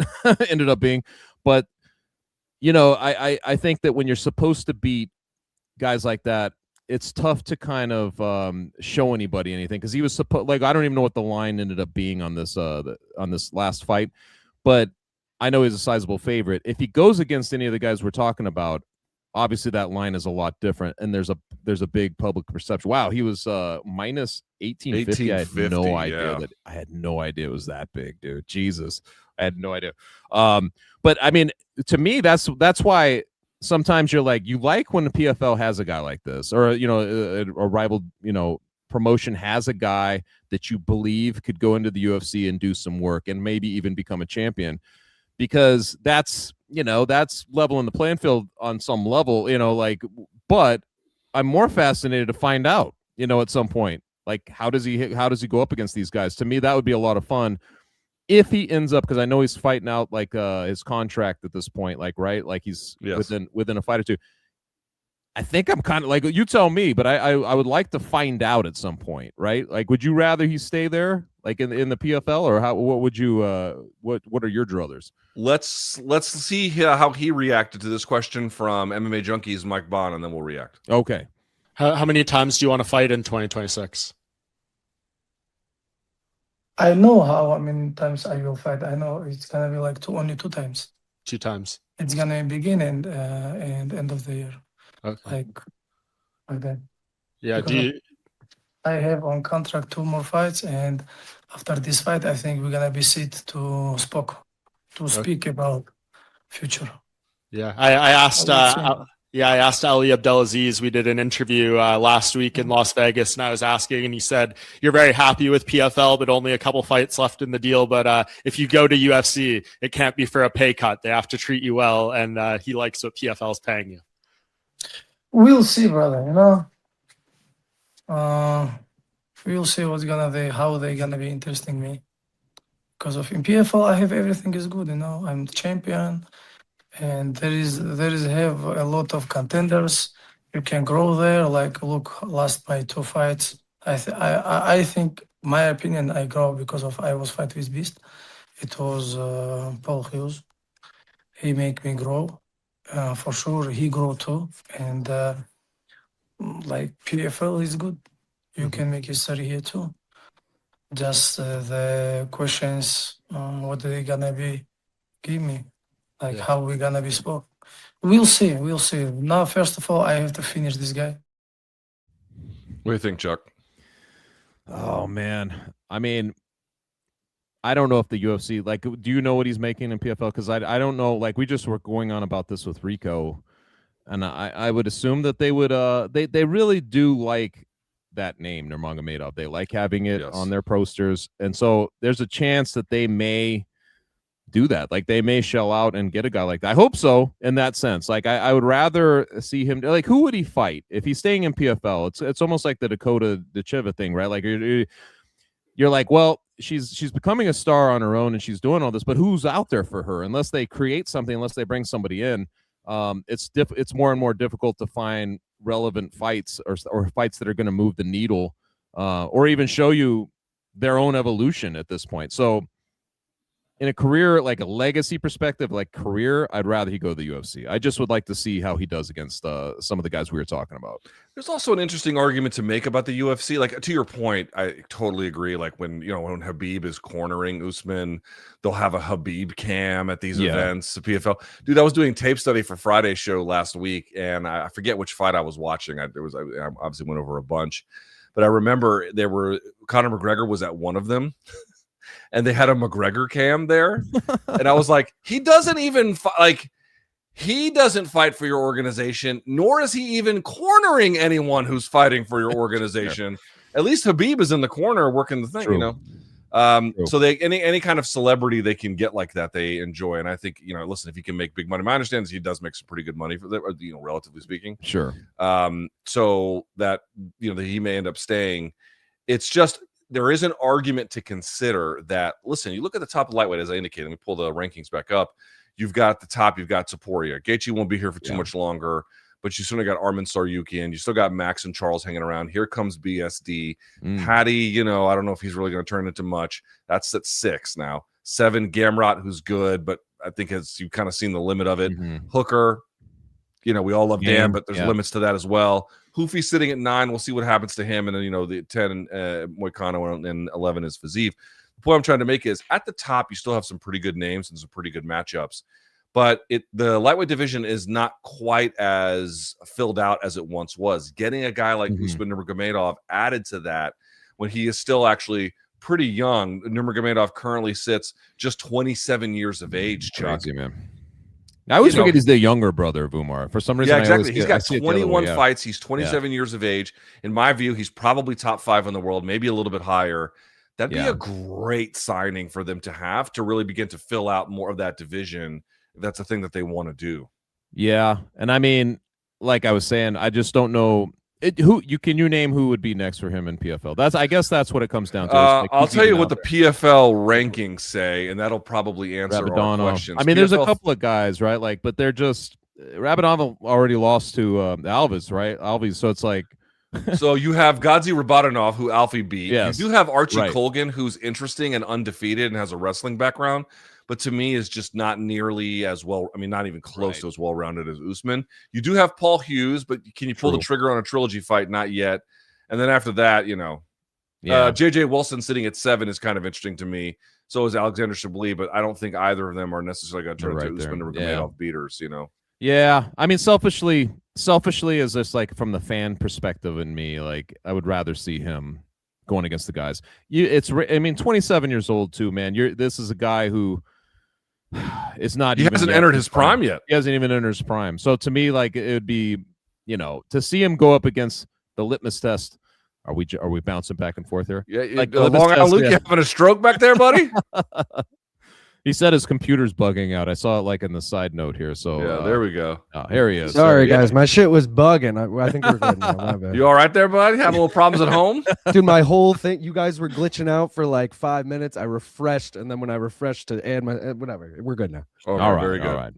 So yeah, man, just from that perspective, I would love to see him against the guys in the UFC. By the way, very quickly, we have Alfie Davis reflecting on this loss. If you can play that Long Island. I heard my corner say 30 seconds left, and I was like, I'll just chill here and wait. He's not really going to get this. And the next thing I know, I'm waking up. He had a monster squeeze on him. What was going on your mind when you wake up? Well, I woke up with Khabib in my face. I was like, it's weird. But if you've ever been choked out, it's like a sort of weird buzzy feeling. And then I woke up, I was like, where am I? I was like, oh, there I am. But yeah, it's unfortunate, man. So did you talk to Usman right after this fight? Yeah, he was very respectful, to be fair, all very respectful. I think Islam Makhachev gave the best comment. He laughed at me and said, hey brother, now it's 1-1. So it was very funny. I don't get it. What's the 1-1 joke, I don't know. Long Island? I don't know what that is. Because he beat Gadzi Rabadanov. Yes. Here you go, teammate thing. And then last but not least, just take a look at this tweet from Bronstetter, who was our guest on last Friday. I'm told that PFL Dubai will not be available to watch in Canada or Brazil, Chuck. Jesus. And two powerhouse, at least one powerhouse, but certainly, Canada did have a time where it was a powerhouse market. Dude, I don't understand the PFLs. They've got their deal with ESPN Plus, and this was actually in addition to it, so it doesn't fit neatly within the framework of content that they've got. But it just is like, you got your pound for pound number one guy, and you can't showcase him. It's a problem. It's a problem. PFL stands for pretty freaking limited, Luke. That's what it stands for. With that in where's mind, my horn? Where's my horn? He must exactly. Where's his horn, fuckface? There you go. He would do that with BC. He would laugh at all of BC's jokes, and then I'd have a banger. I'm struggling through tech issues. He'd give me the crickets and shit, It's like, put down the bong. Oh, man. You're not supposed to be funny, Luke. God damn it. Yeah, exactly. But sometimes I can't help myself. Yeah. All right. Topic number 5, if we can here. Co-main event of that PFL card. We'll talk a little bit about the rest of it as well. So this was interesting. Ramazan Kuramagomedov defeated Shamil Musayev, which I was very surprised by. I thought Musayev would have won, but no. Kuramagomedov does, and he does so for the most part pretty convincingly. There was a point deduction in the 4th round against Musayev. Okay, which made him the welterweight champion, Chuck. And you're like, wow, that's amazing. Like, this is incredible. He beat somebody really good, and he's now the champion. And PFL finally is, sorting out the division. We're not going to have like PFL Europe, butt fuck champion or whatever they do with their designation. But then He just retired as soon as it was over. That was bad. And I'm like, dude, this is my question to you. What is PFL supposed to do with this? I don't know. And I feel like he caught him completely off guard because Dan Hardy's in there and he's trying to talk about like, you know, the big performance and all that. And meantime, guy's like, I think I'm done, man. I think, and he's like, I hope that's not the case. You know, he's trying to talk him out of it in real time. And he's like, nah, I think I'm done. I mean, that was just, I haven't seen something like that. I think usually in the pre-production, they might have some kind of inkling of this happening. This struck me as like that they had no idea that was coming, you know? Poor Dan Hardy, bro. I know. I felt like he was like, oh, now what? You know, he's like, well, I hope at the end, he's like, he signs off like, well, I hope we see you again, you know? Just like, bro, I hate it when like I do this kind of thing too. And like, listen, at the end of the day, it's the athlete's turn to talk. Like when I interview fighters post-fight, you know, it's the athlete's turn to talk. And especially if they win, I mean, you can talk, sometimes you'll talk to both, obviously, but in a case where the athlete wins, my view has always been I need to ask them questions that I think the fans might be thinking of. Sure. But at the same time, it's their turn to talk, and whatever they want to say, you have to listen to. But sometimes they'll just come out. 99% of the time, it's actually, even in a crazy sport, you can kind of predict what they're going to say. You know, tough fight, blah, blah, blah. I'm great. Here's what I want next. You know, that kind of thing. But then sometimes they'll be like, you know, I'll ask them like, hey, how was the fight? And they'll be like, I'm HIV positive. And I'm like, okay, why are we doing it this way? Oh like, my God. Can't you just be normal? And so it puts this onus on you as the guy interviewing them. You're like, okay, wait a second. What does the promotion now want me to ask them? Because you know what? And poor Dan Hardy is out there trying to tap dance around this. So Chuck, just for reference sake, Shamil Musayev was, again, they haven't updated the rankings. It's the same thing as the UFC side, but Shamil was sitting number 1. It was a vacant title. And then you had Nurmagomedov sitting at 2. So now Musayev loses. And again, I thought he had a better ending of the fight than a beginning. Yeah. I'll put it that way. I guess you could have Musayev fight in back-to-back fights for the vacant title against Thad Jean, who was there, who won the last tournament, who people seem to like a lot as well. I think beat Jason Jackson to win.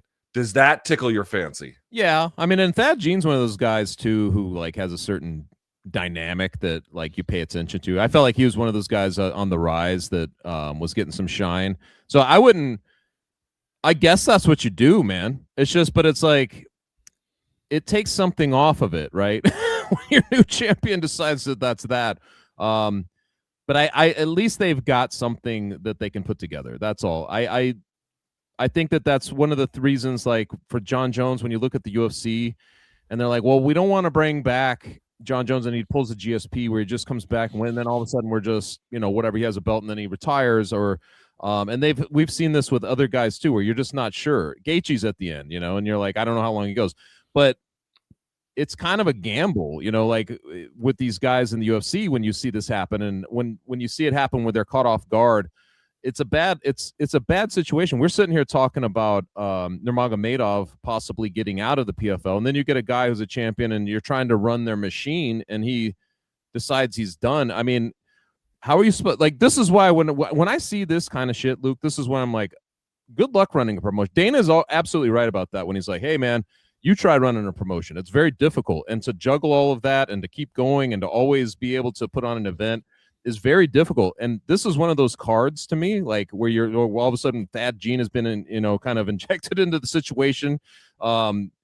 This is when you see it, right? Like you're like, man, it's just constant adversity, it seems like. I loved Nurmagomedov's approach. He was on Musayev like white on rice from the beginning of this fight. Really, we talked last week about how Diego Lopez couldn't cage cut to save his life. That was not a problem for Nurmagomedov. He was all over him. Now again, as the fight wore on, you saw Musayev able to create a little bit more distance. That's what I was going to say. Did you think, like, from a guy who likes to analyze the fights, like Musayev, especially in KSW, you know, like he kind of ate wrestlers up a little bit by letting them wear themselves out. I almost wondered, you know what I mean, if was what was going to happen in this fight. Couple, you know, maybe early it's one way and then it goes the other. You know, he swings it in his favor late. Just didn't happen. No, it didn't. But like again, Nurmagomedov was doing it with the striking too. He was bombing on him.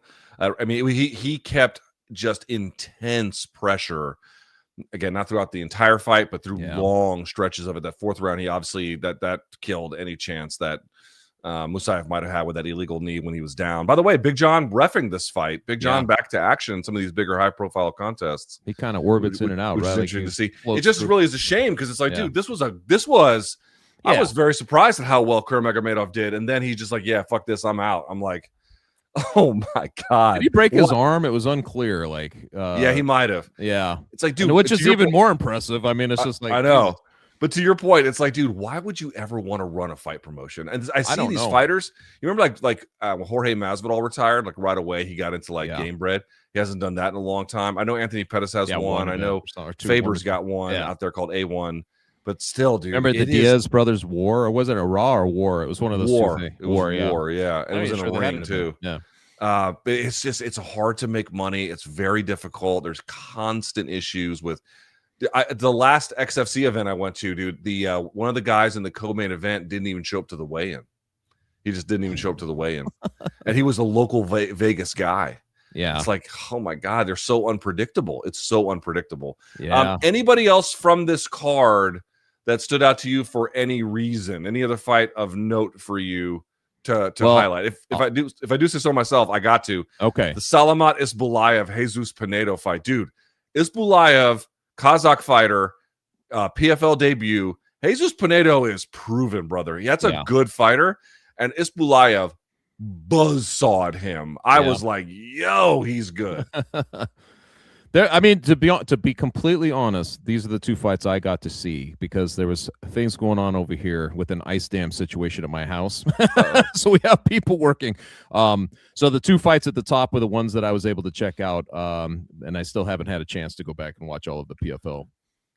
Shouts to Habib Nabayev, who's 12-0 at 205, Russian guy who looks to be pretty good. Luke Trainer also. Same thing out of the UK. Denise Kielholtz gets a win. And there were some other ones. Taylor Laplis gets a stoppage. That was a pretty nice one. Puya Ramani, we talked about him last week. He gets a win in the second round. He defeats Carl Williams. And by the way, Lazy King, Abduragimov, he gets a win, although barely. But then Salamat Isbulaev, as I indicated, that dude looked to me like the real deal. Holyfield, a great find for the PFL, if I do Let me ask so. you this, Luke. Did you watch Knucklemania, and what were your takeaways of that? Like, I did not. I was in Philly, but I did not even know that Knucklemania was there. I was a cold. You're in town. I was literally in town, but I went to a concert that night. I went to a concert at the Fillmore there. Okay. I would say that Andrei Arlovsky's longevity is one of the most surprising stories in combat sports. 47. I cannot, dude. We thought he was chinny over a decade ago. And why? At least two different runs we've thought this too. Like, dude, where he's had huge losing streaks. Dude, he went toe-to-toe with Pedro Hizzo. Pedro Hizzo's like multiple generations ago. And he went toe-to-toe with him as a heavyweight back in the day. It's insane how much longevity. What was the first UFC? What was your first UFC you ever attended? Do you recall? Attended? Yeah, like that you were at. I'm not even sure. Yeah.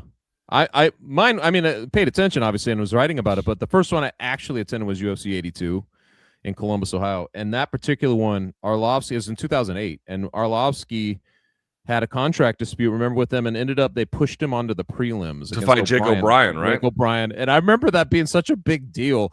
But, dude, we're talking 16, what is it? It'd be 18 years ago in March. It's like 18 years ago.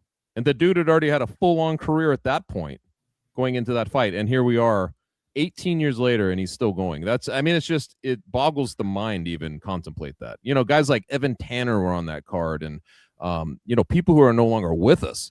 I mean, it's just now I'm curious. Let me see who was on that card. I want to pull the whole thing. It was UFC 82. It was Hendo versus Silva was the main event. I know Chris Lieben was on that card, and Luke Kumo. Remember that guy?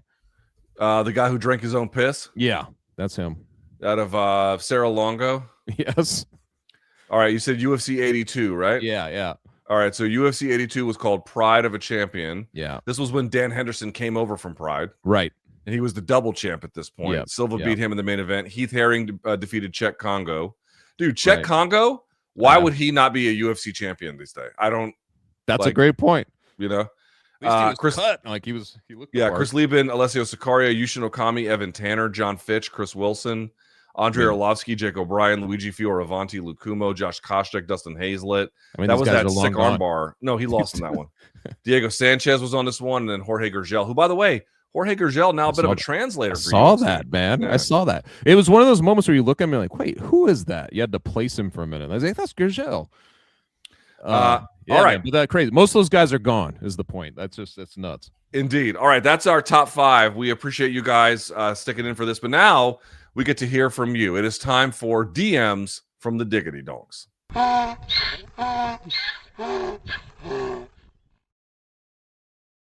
Once again, that's how I breathe into my wife's ear. All right, let's go. First question. A man and his cat. Would you rather try and stay awake after a triple dose of NyQuil or watching oh my Lord, Jalton Almeida fight again? Cut him, bro. Cut him. Cut him. You got to.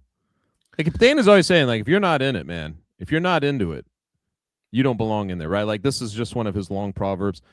He didn't look like he wanted to be there. I mean, when you see a guy like that, like, what are you supposed to do with him? He doesn't look like he wants to be there. If I was his corner, I'd be like, why are we spinning our wheels, you know? Also, like, MMA is supposed, I mean, you know, to the extent that this happens the way that it's supposed to is debatable, but MMA is supposed to be one of those sports where even if you lose, if you fight enough with enough heart and vitality, the fans can sometimes still rally around you. Yeah. You do a couple cool things, show a lot of fighting spirit. It doesn't even necessarily matter if you win sometimes. But then if you lose, and then you lose in a way where people are like, holy shit, I never want to see. It's like, dude, you're in the most forgiving sport for losses. And even with that, they don't want anything to do with you. Consider how bad it has to be for that to be a thing. I'm taking the NyQuil option here. Yeah. Oh, yeah. Give me the NyQuil. I'll just go to sleep. I don't give a fuck. All right. Next. Flannels and Jits says, a regular around these parts. After Arlovsky, here we go. After Arlovsky winning the BKFC heavyweight title, good question, because we didn't really answer this one. Okay. How should his combat sports legacy be defined, Chuck? Does this late career success elevate him as a rare multi-era combat athlete? Or is his legacy still primarily as a former UFC heavyweight champion with BKFC as a sort of a separate chapter? How do you assess it? That is a great question. It is a great question. What do you think of? I mean, honestly, when I think of him, I still think of him as the UFC champion from way back. Like, I still look at him like that, which is kind of crazy because he has, you know, the Affliction shows when he fought Fedor and his like, I mean, 2 resurrections essentially, because he's had 2 different times. I think that's actually what would stand out to me in the end, is just that his perseverance and adaptability to a heavyweight division where guys just can't sustain for as long as they did. We, like you said, we were calling him Chinny. He had that moment where, like, I was during that Fedor streak where he got knocked out a bunch of times. He was able to come back and put together a win streak. But then he had another one, right? Like, I'm not looking at his page, but he had another one where he lost like 4 or 5 fights in a row. And you think, well, this is certainly it, because you can't do that. And he did. He came back again. And I felt like he worked with, you know, his coaches in Albuquerque at that time to just kind of like, hey, how do I keep going with a sense of self-preservation, right? And it became a little more boring, but he was able to do that. I think the perseverance actually is probably what I'll think of in the end. There's no question. I want to tell a story. So he loses back-to-back. This is 2001, 2002. Okay. He loses back-to-back to Rigo Rodriguez and Pedro Hizzo, right? And so this is UFC 32 and 36, long time ago. Damn, man. But then he goes on an incredible win streak. He beats Ian the Machine Freeman. He beats Vladimir Matyushenko. That was a big win. He beats Cabbage Carrera, which at the time was a big win. Then he beats Tim Sylvia. That was for a belt.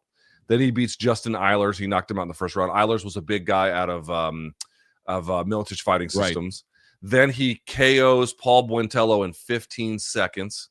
And this is when this was big hair Arlovsky.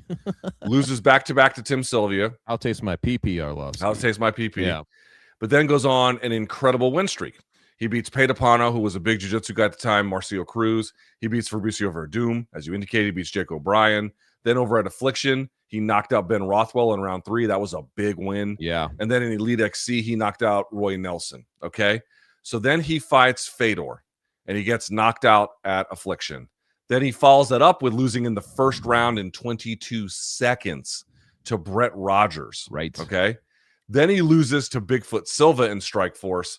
And then Sergey Haratonov knocked him out in 2.5 minutes. And Chuck, I was at that event when Sergey Haratonov knocked him out. And in fact, I had a terrible seat because Scott Coker didn't like me.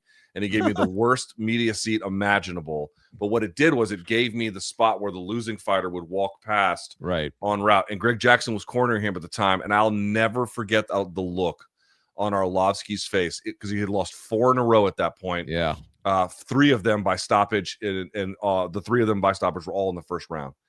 And I remember him having this vacant look of absolute disbelief on his face. Like, I don't know how to get right. But Chuck, he would go on a pretty incredible win streak. He'd beat Ray Lopez after that, Travis Fulton. Yep. He had that shitty ass rematch again with Tim Sylvia and won. No one remembers it. And he gets 2 more wins in like regional promotions. He goes to the second event of World Series of Fighting. Anthony Johnson rearranges his teeth, so he loses that bout. Then goes on another win streak where he beats Mike Kyle, some dude I can't even pronounce. He beats Brendan Schaub. He beats Antonio Silva. He beats Travis Brown. He beats Frank fucking Mir. Then he goes on another losing streak. Insane, man. Stipe Miocic, Overeem, Barnett, Francis Ngannou, Marcin Tybura, and he's been kind of up and down since, although he's had some streaks there as well. But the reality is, did he achieve the highest heights in the sport? He did. He became a UFC champion. Yeah. But that level of reinvention, that level of finding a new groove to then use that as long as it goes, and then I'm going to find another one to take that as long as it goes, and just the hard yards that this guy has put in is one of the most remarkable things I've ever seen. Not many people live to hear eulogies written about him like 3 times. You know, this guy did. It's insane, dude, man. And I've been one of them. One of them. Dude, I still remember the look on his face when he walked past me after man. Was that in New Jersey? Was that event? Yes, that was at the Izod Center. Yes. They put the real media that Scott Coker liked in the penalty box, and then they put me by the pyrotechnics, and it singed the back of my neck. Yeah, hoping you might catch on fire. Yeah, it's like, listen, Luke, could you never come to this again, please? Don't worry, Scott. I didn't know Scott Coker didn't like you. No, dude. He fronted like he did, but he didn't. Yeah. He didn't. All right, next question. From John Winklefred. Thoughts on Craig Jones versus Dylan Dennis at CJI 3? I think they're calling the winner the world's greatest grappler. Really? I didn't even know this was happening, man. I didn't even know. What do you think? This is your realm. I love it. I love it because Dennis is probably still going to be pretty good on the ground. He's probably not going to be as good as he once was. Yeah. Craig is a higher level and has always been a higher level. So I think Craig should probably win this. Man. But Dennis is a troll. Dennis will probably still show up. Like Gable Stevenson was playing fuck games with them. You know, and then bitched out at the last minute. I think you can count on Dylan Dennis to be there, right? Okay, that's what I was just gonna. I saw Long Island Luke make a little note about that. I was like, do you think he shows up? This is his realm. Right? You don't think he shows up? Why not? That's the gambling aspect. Like a no troll for like signing these things and never actually going through with them. Yeah, but it's sport jiu-jitsu. I mean, yeah, but that's exactly the one thing he's actually good at. So he'll actually like lose pride if he loses. Like he loses in boxing, no one expects him to win in boxing. You know, it's kind of like. It is interesting that way. Dude, he had such a buzz on his name when he first was coming. Remember that? God. It's like he was such he's such a wizard in the jiu-jitsu world that everybody talked about. I remember talking to, just people in New York and they're like, watch out for Dylan Day. He's a young kid still. It's like the Marcelo Garcia brown belt all-stars. It was him and Jonathan Satava, Mateus Diniz. It was all these guys who were all brown belts, and then they all became, and then Mansour Kara. And then they all became black belts at roughly the same time. And you were like, dude, these guys are tearing people to pieces. And then when does that happen in this thing with Craig Jones? Is it probably next summer, this coming summer, I'm guessing? Right? I mean, I'm more intrigued by that than anything else that Dylan Dennis has done in the last few years. I will say that. Yeah, I mean, I don't care if he lives or dies, but I think it's good for the event. You know? All right, next. Probably Brian says, it could be BC. Who would you have perform at the Super Bowl next year? Can I be honest about this? Listen, I'm not even like necessarily the biggest Bad Bunny fan. I like some of his stuff. Yeah. I know a few of his songs. I enjoyed the show. It was cool. Enjoyed him as a pro wrestler. He's pretty good in that realm. But go ahead. I saw that in the like people posted. I didn't even know he did that. That was like wow. Yeah. I can't believe they haven't had Metallica do it yet, and they were in San Francisco. I know that's where Metallica is from, and I'm like, don't get me wrong, I'm not mad at the Bud Bunny thing at all, but like, how has Metallica not been tabbed to do one of these things yet? I think it's Lars. It's like it's a Napster. I don't know. It is weird though, isn't it? Like I feel like anybody of that magnitude, especially in their backyard like that would have made a lot of sense. I don't know. You think is that your prediction then? Like. I don't know if it's my prediction. It's in LA next year, just if that makes any difference. Well, I mean, they already did Kendrick. Kendrick's from LA. Yeah. Long Island Luke, who are we forgetting? That's like, you need someone that's still kind of cool, but maybe also, I mean, because Bad Bunny and Kendrick are young, but a lot of times what they'll do is they'll get like someone who's kind of dad rock cool. Yeah, they do that a lot. They had Green Day open the damn show. I was just going to say, Green Day would have been a solid call, I feel like. Green Day has got a million hits. You could have done it with them, too. Red Hot Chili Peppers, another band that has like a ton of hits. I'm so over those motherfuckers, bro. Same here. I feel like everybody I talk to says this. It's funny. They didn't Black Eyed Peas, have they ever done one? They got a ton of hits, too. And also, I'd rather just eat a bullet. I'm just thinking of bands that I know have like a shitload of hits. I don't know, man. Eminem? They did Eminem. They did him once, yep. He was there. Oh, that was when it was like Dr. Dre and Snoop Dogg. Yeah. And Kendrick actually was. I mean, obviously they're trying to do like an international audience thing, which is why they did what they did. I had relatives in, dude, this is true. This is a true story. I had relatives in Colombia sign up for Disney Plus last night so they could watch the Bad Bunny halftime show. Just to see that part? Just to see it. Cool. That's cool. Yeah. Because he just did a couple of concerts in Medellin, and it was like a huge deal. So he's Puerto Rican, but they love him down there. So it'd be interesting to see. Metallica is the one that I think Metallica would be cool actually, because everybody knows that. I mean, they like those bands where they can just kind of roll out their old hit, like Bruce Springsteen back. He could just do a little medley, and everybody's like, "Oh God, this one too." That's what they like. So, dude, you know what would fucking slay? And I mean this. I know he now looks like an aging lesbian, but Axl Rose. If you got a Guns N' Roses Metallica crossover show where like all the guys at Metallica are helping Axl and Slash play November Rain and shit. Yeah. I mean, I'm a 46-year-old white guy talking. I have no fucking idea what's cool. Luke's being transported right back to 1992. But I got to tell you, I feel like that would bang. That would bang. I don't know if Axl's vocals hold up. Like I keep seeing people post like him trying to hit notes. So I saw him maybe 4 years ago, maybe a little bit less than 3. He is not the maestro of that anymore. Slash is the maestro. Yeah. So Slash is the one that plays everything, no breaks. He has a guitar closet to the side of the stage that is like, man. I mean, it's a walk-in closet of guitars, and he has 2 guitar techs on him at all times. And then what happens is, as they're switching Slash out and he's playing songs, Axl goes and takes a break and then changes clothes and like refreshes his voice, and then comes back for the hits. Wow. So, but the halftime show was what, 13 minutes? Like, you could take a break, All right, I'm sold. Let's do that one. All right, next. If Dying Fetus isn't available, that is. Yeah, Dying Fetus, obviously. I mean, come on. If you both had to compete in a Winter Olympics event, which one are you choosing? I wouldn't be doing the whatever Lindsey Vonn crashed on, man. Did you see that? Yeah, like dude, that's they had a drone following like somebody else on that, like that downhill speed, whatever that is, and they're moving it so fast. It's like bro, they had a miles per hour clock in the corner.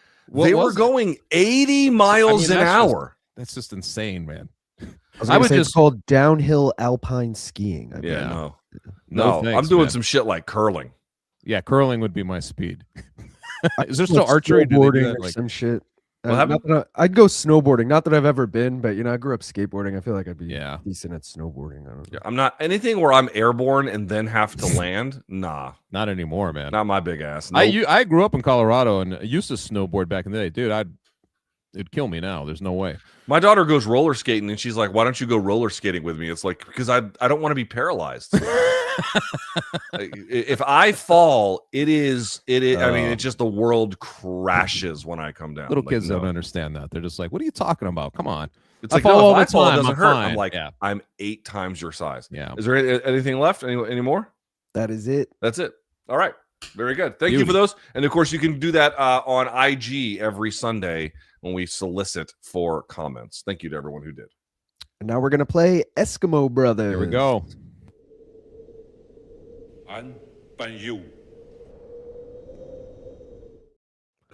You guys already know the drill. I'll give you 3 fighters. You got to be the first to name their mutual opponent. So, first up, Johnny Hendricks, Israel Adesanya, Yoel Romero. Kelvin Gastelum. Kelvin Gastelum. Yes. Damn it. Nope.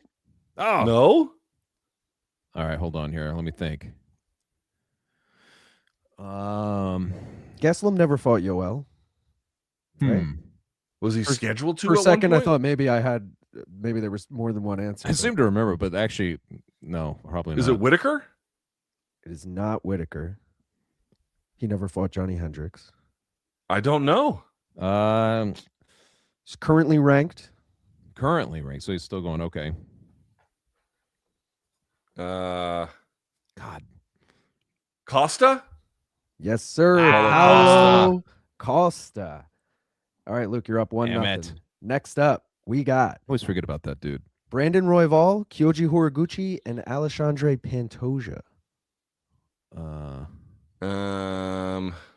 Moreno? Nope. Wait, who's the first guy here? That's Royval? Yes. Is it? It's not Asakura, is it? Nope. Cop? Yes, sir. Manel, one titty bigger Luke's than on the his other. game. Yeah, he does have a big. What's going on there? Oh, yeah. He's got them guy nose. Yeah. So Luke, you're up 2-0. All right, this one is specific. So because there's multiple guys who have fought all 3 of them. So Okay. this man beat all 3 of these fighters: Calvin Kattar, Michael Johnson, and Dan Ige. Or sorry, all 3 of them beat this man. Oh, okay.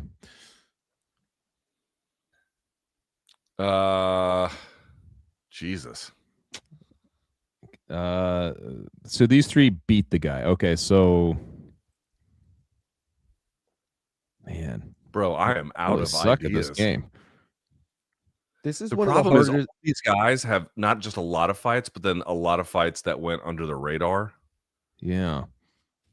So I initially, when I came up with these 3 fighters, had someone in mind, then realized they all fought 2 of the same guy. So then I took the guy they all beat. So if you name either of the guys, I'll give you credit. Jeez. Honestly, dude, I'm out of ideas. All right. Well, he's a team alpha male guy. They're both team alpha male guys, actually. That doesn't help. Alpha male. How does that not help? That's a small gym. Featherweight? Andre it's, Feely? Yes. Yes. Gotta it be is Feely. The Green Rush star that also starred Luke Thomas, Andre Touchy Feely. The person I had in mind when I came up with it was Josh Emmett. They did all fight Josh yes. Emmett, but they all beat Touchy Feely. Josh so. Emmett. This is Right, not Luke, an that is intuitive game 3-0. for me. Let's try the next one. Yeah, next up, we got heavyweight. Waldo Cortez Acosta, Curtis Blades, and Jairzinho Rosenstrike. Fought all 3 of these dudes, huh? Yeah. I don't know. Did Derek Lewis fight all 3? Nope. Derek Lewis never fought Jairzinho Rosenstrike.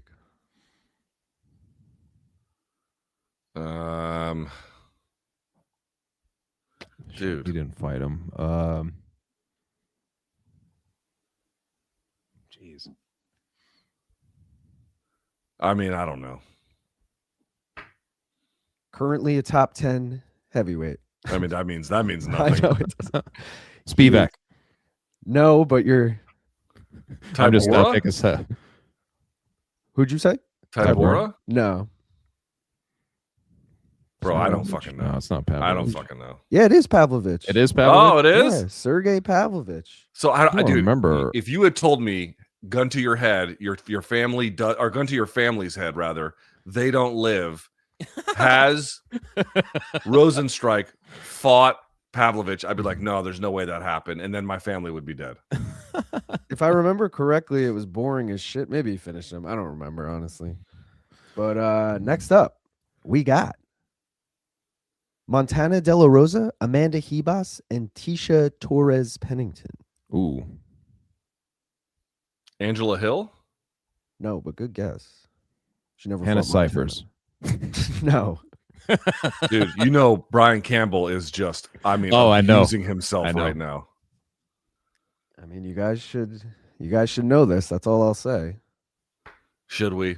Really? Yes. I don't fucking know. We want any guesses? Yeah, give me a hint. Top 5 strawweight. Top 5 strawweight. Strawweight. Janjaroba? Nope. It's not Weili. Amanda Lemos? Nope. Yan Xiaonan? Nope. Well, fuck, who am I mean?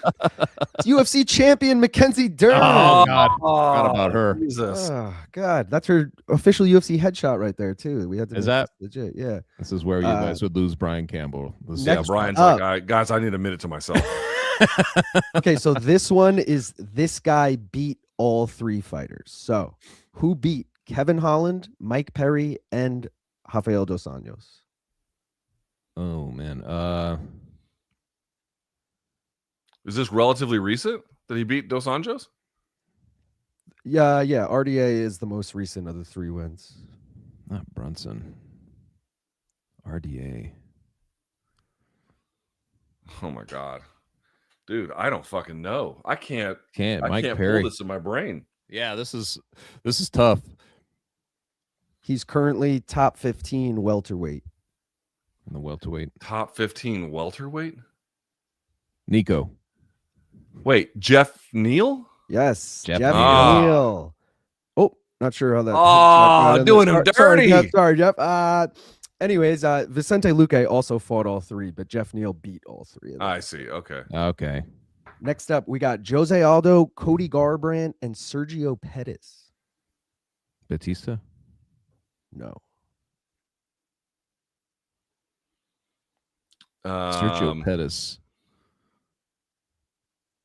God. Oh, Garbrandt.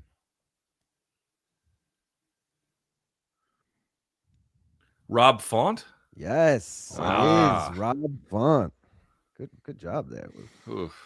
Next Luke's up, at least accessing information right now. I can't. Chuck's just blanking on everything. Next up, we got Liz Carmouche, Holly Holm, and Ketlin Vieira. Ooh. I was gonna say Rousey up until the end there. Yeah, 2 of the 3. Yeah. Wow. Nunes. No.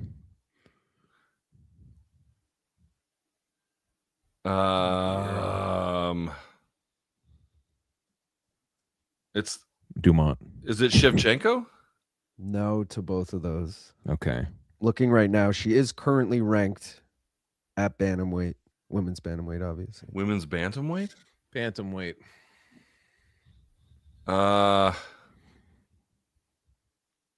Former champion. Ooh. Pena? Nope. Pennington? Nope.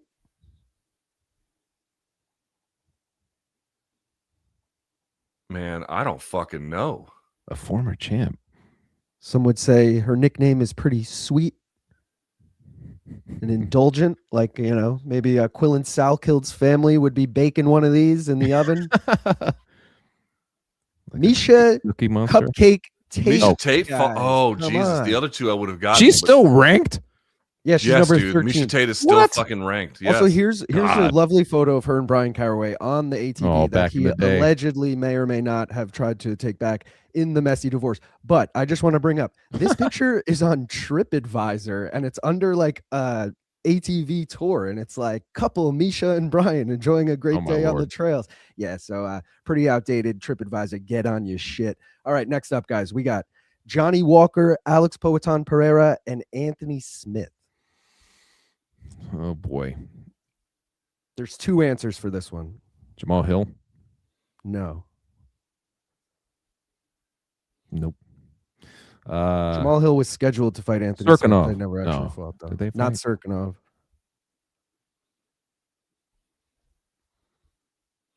Blahovic? Nope. No. No, because he didn't fight Smith. Not Gustafson.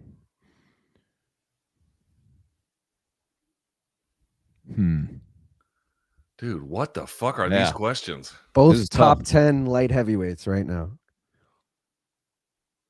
Rakic? No. It's not Span, because Span didn't fight Poatan. Span moved up to heavyweight too, but currently top 10 light heavy. Current.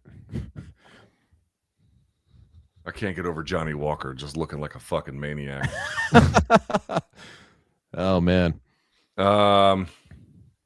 I need to start looking at the rankings more, apparently. All right. Both answers lost to Poatan in title fights. Khalil Roundtree? Yeah. Khalil Roundtree is one of the answers, and technically the other guy also beat him in a title fight. Big hint there, you know. Ankalaev? Yes, Khalil Roundtree. Dude, I completely forgot that Ankalaev fought Smith. Oh my god. I did too. All right, guys, last one we got. Man. This Thank has you, been a Jesus. bad showing. Michael Chandler, Islam Makhachev, and Al Iaquinta, Long Island's best real estate agent.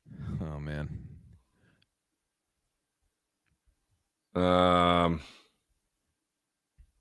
Moicano? No. Nope. Oh man. I mean, give me a fucking hint, bro. This shit's He just fought like within the last 2 weeks. And is it it's not Dariush, is it? No. Nope. No. Our good friend Oscar Willis may or may not sleep on. Oh, his Hooker. couch. Yes. Hooker. Oh my god. Hangman. Dude, this game. Hooker. Yeah, dude. I mean, Hooker versus Iaquinta. If you asked me to tell you one thing about that fight, my whole family would have to die. It was a main event, I believe. It was right If around. Jesus, man. Dude, you know how like Savannah Guthrie's mom was like kidnapped or whatever for ransom? If they called and they were like, "Tell me about the Hooker fight with Iaquinta or your family dies," I'd be like, "Put my family on the phone so I can say goodbye to them, please." Tell me about where the hookers are. It sounded like what you were going to say or something. But guys, that was Eskimo Brothers. Hope you enjoyed it. Thank you very much, sir. We appreciate it. Chuck, what you got going on for the week, sir?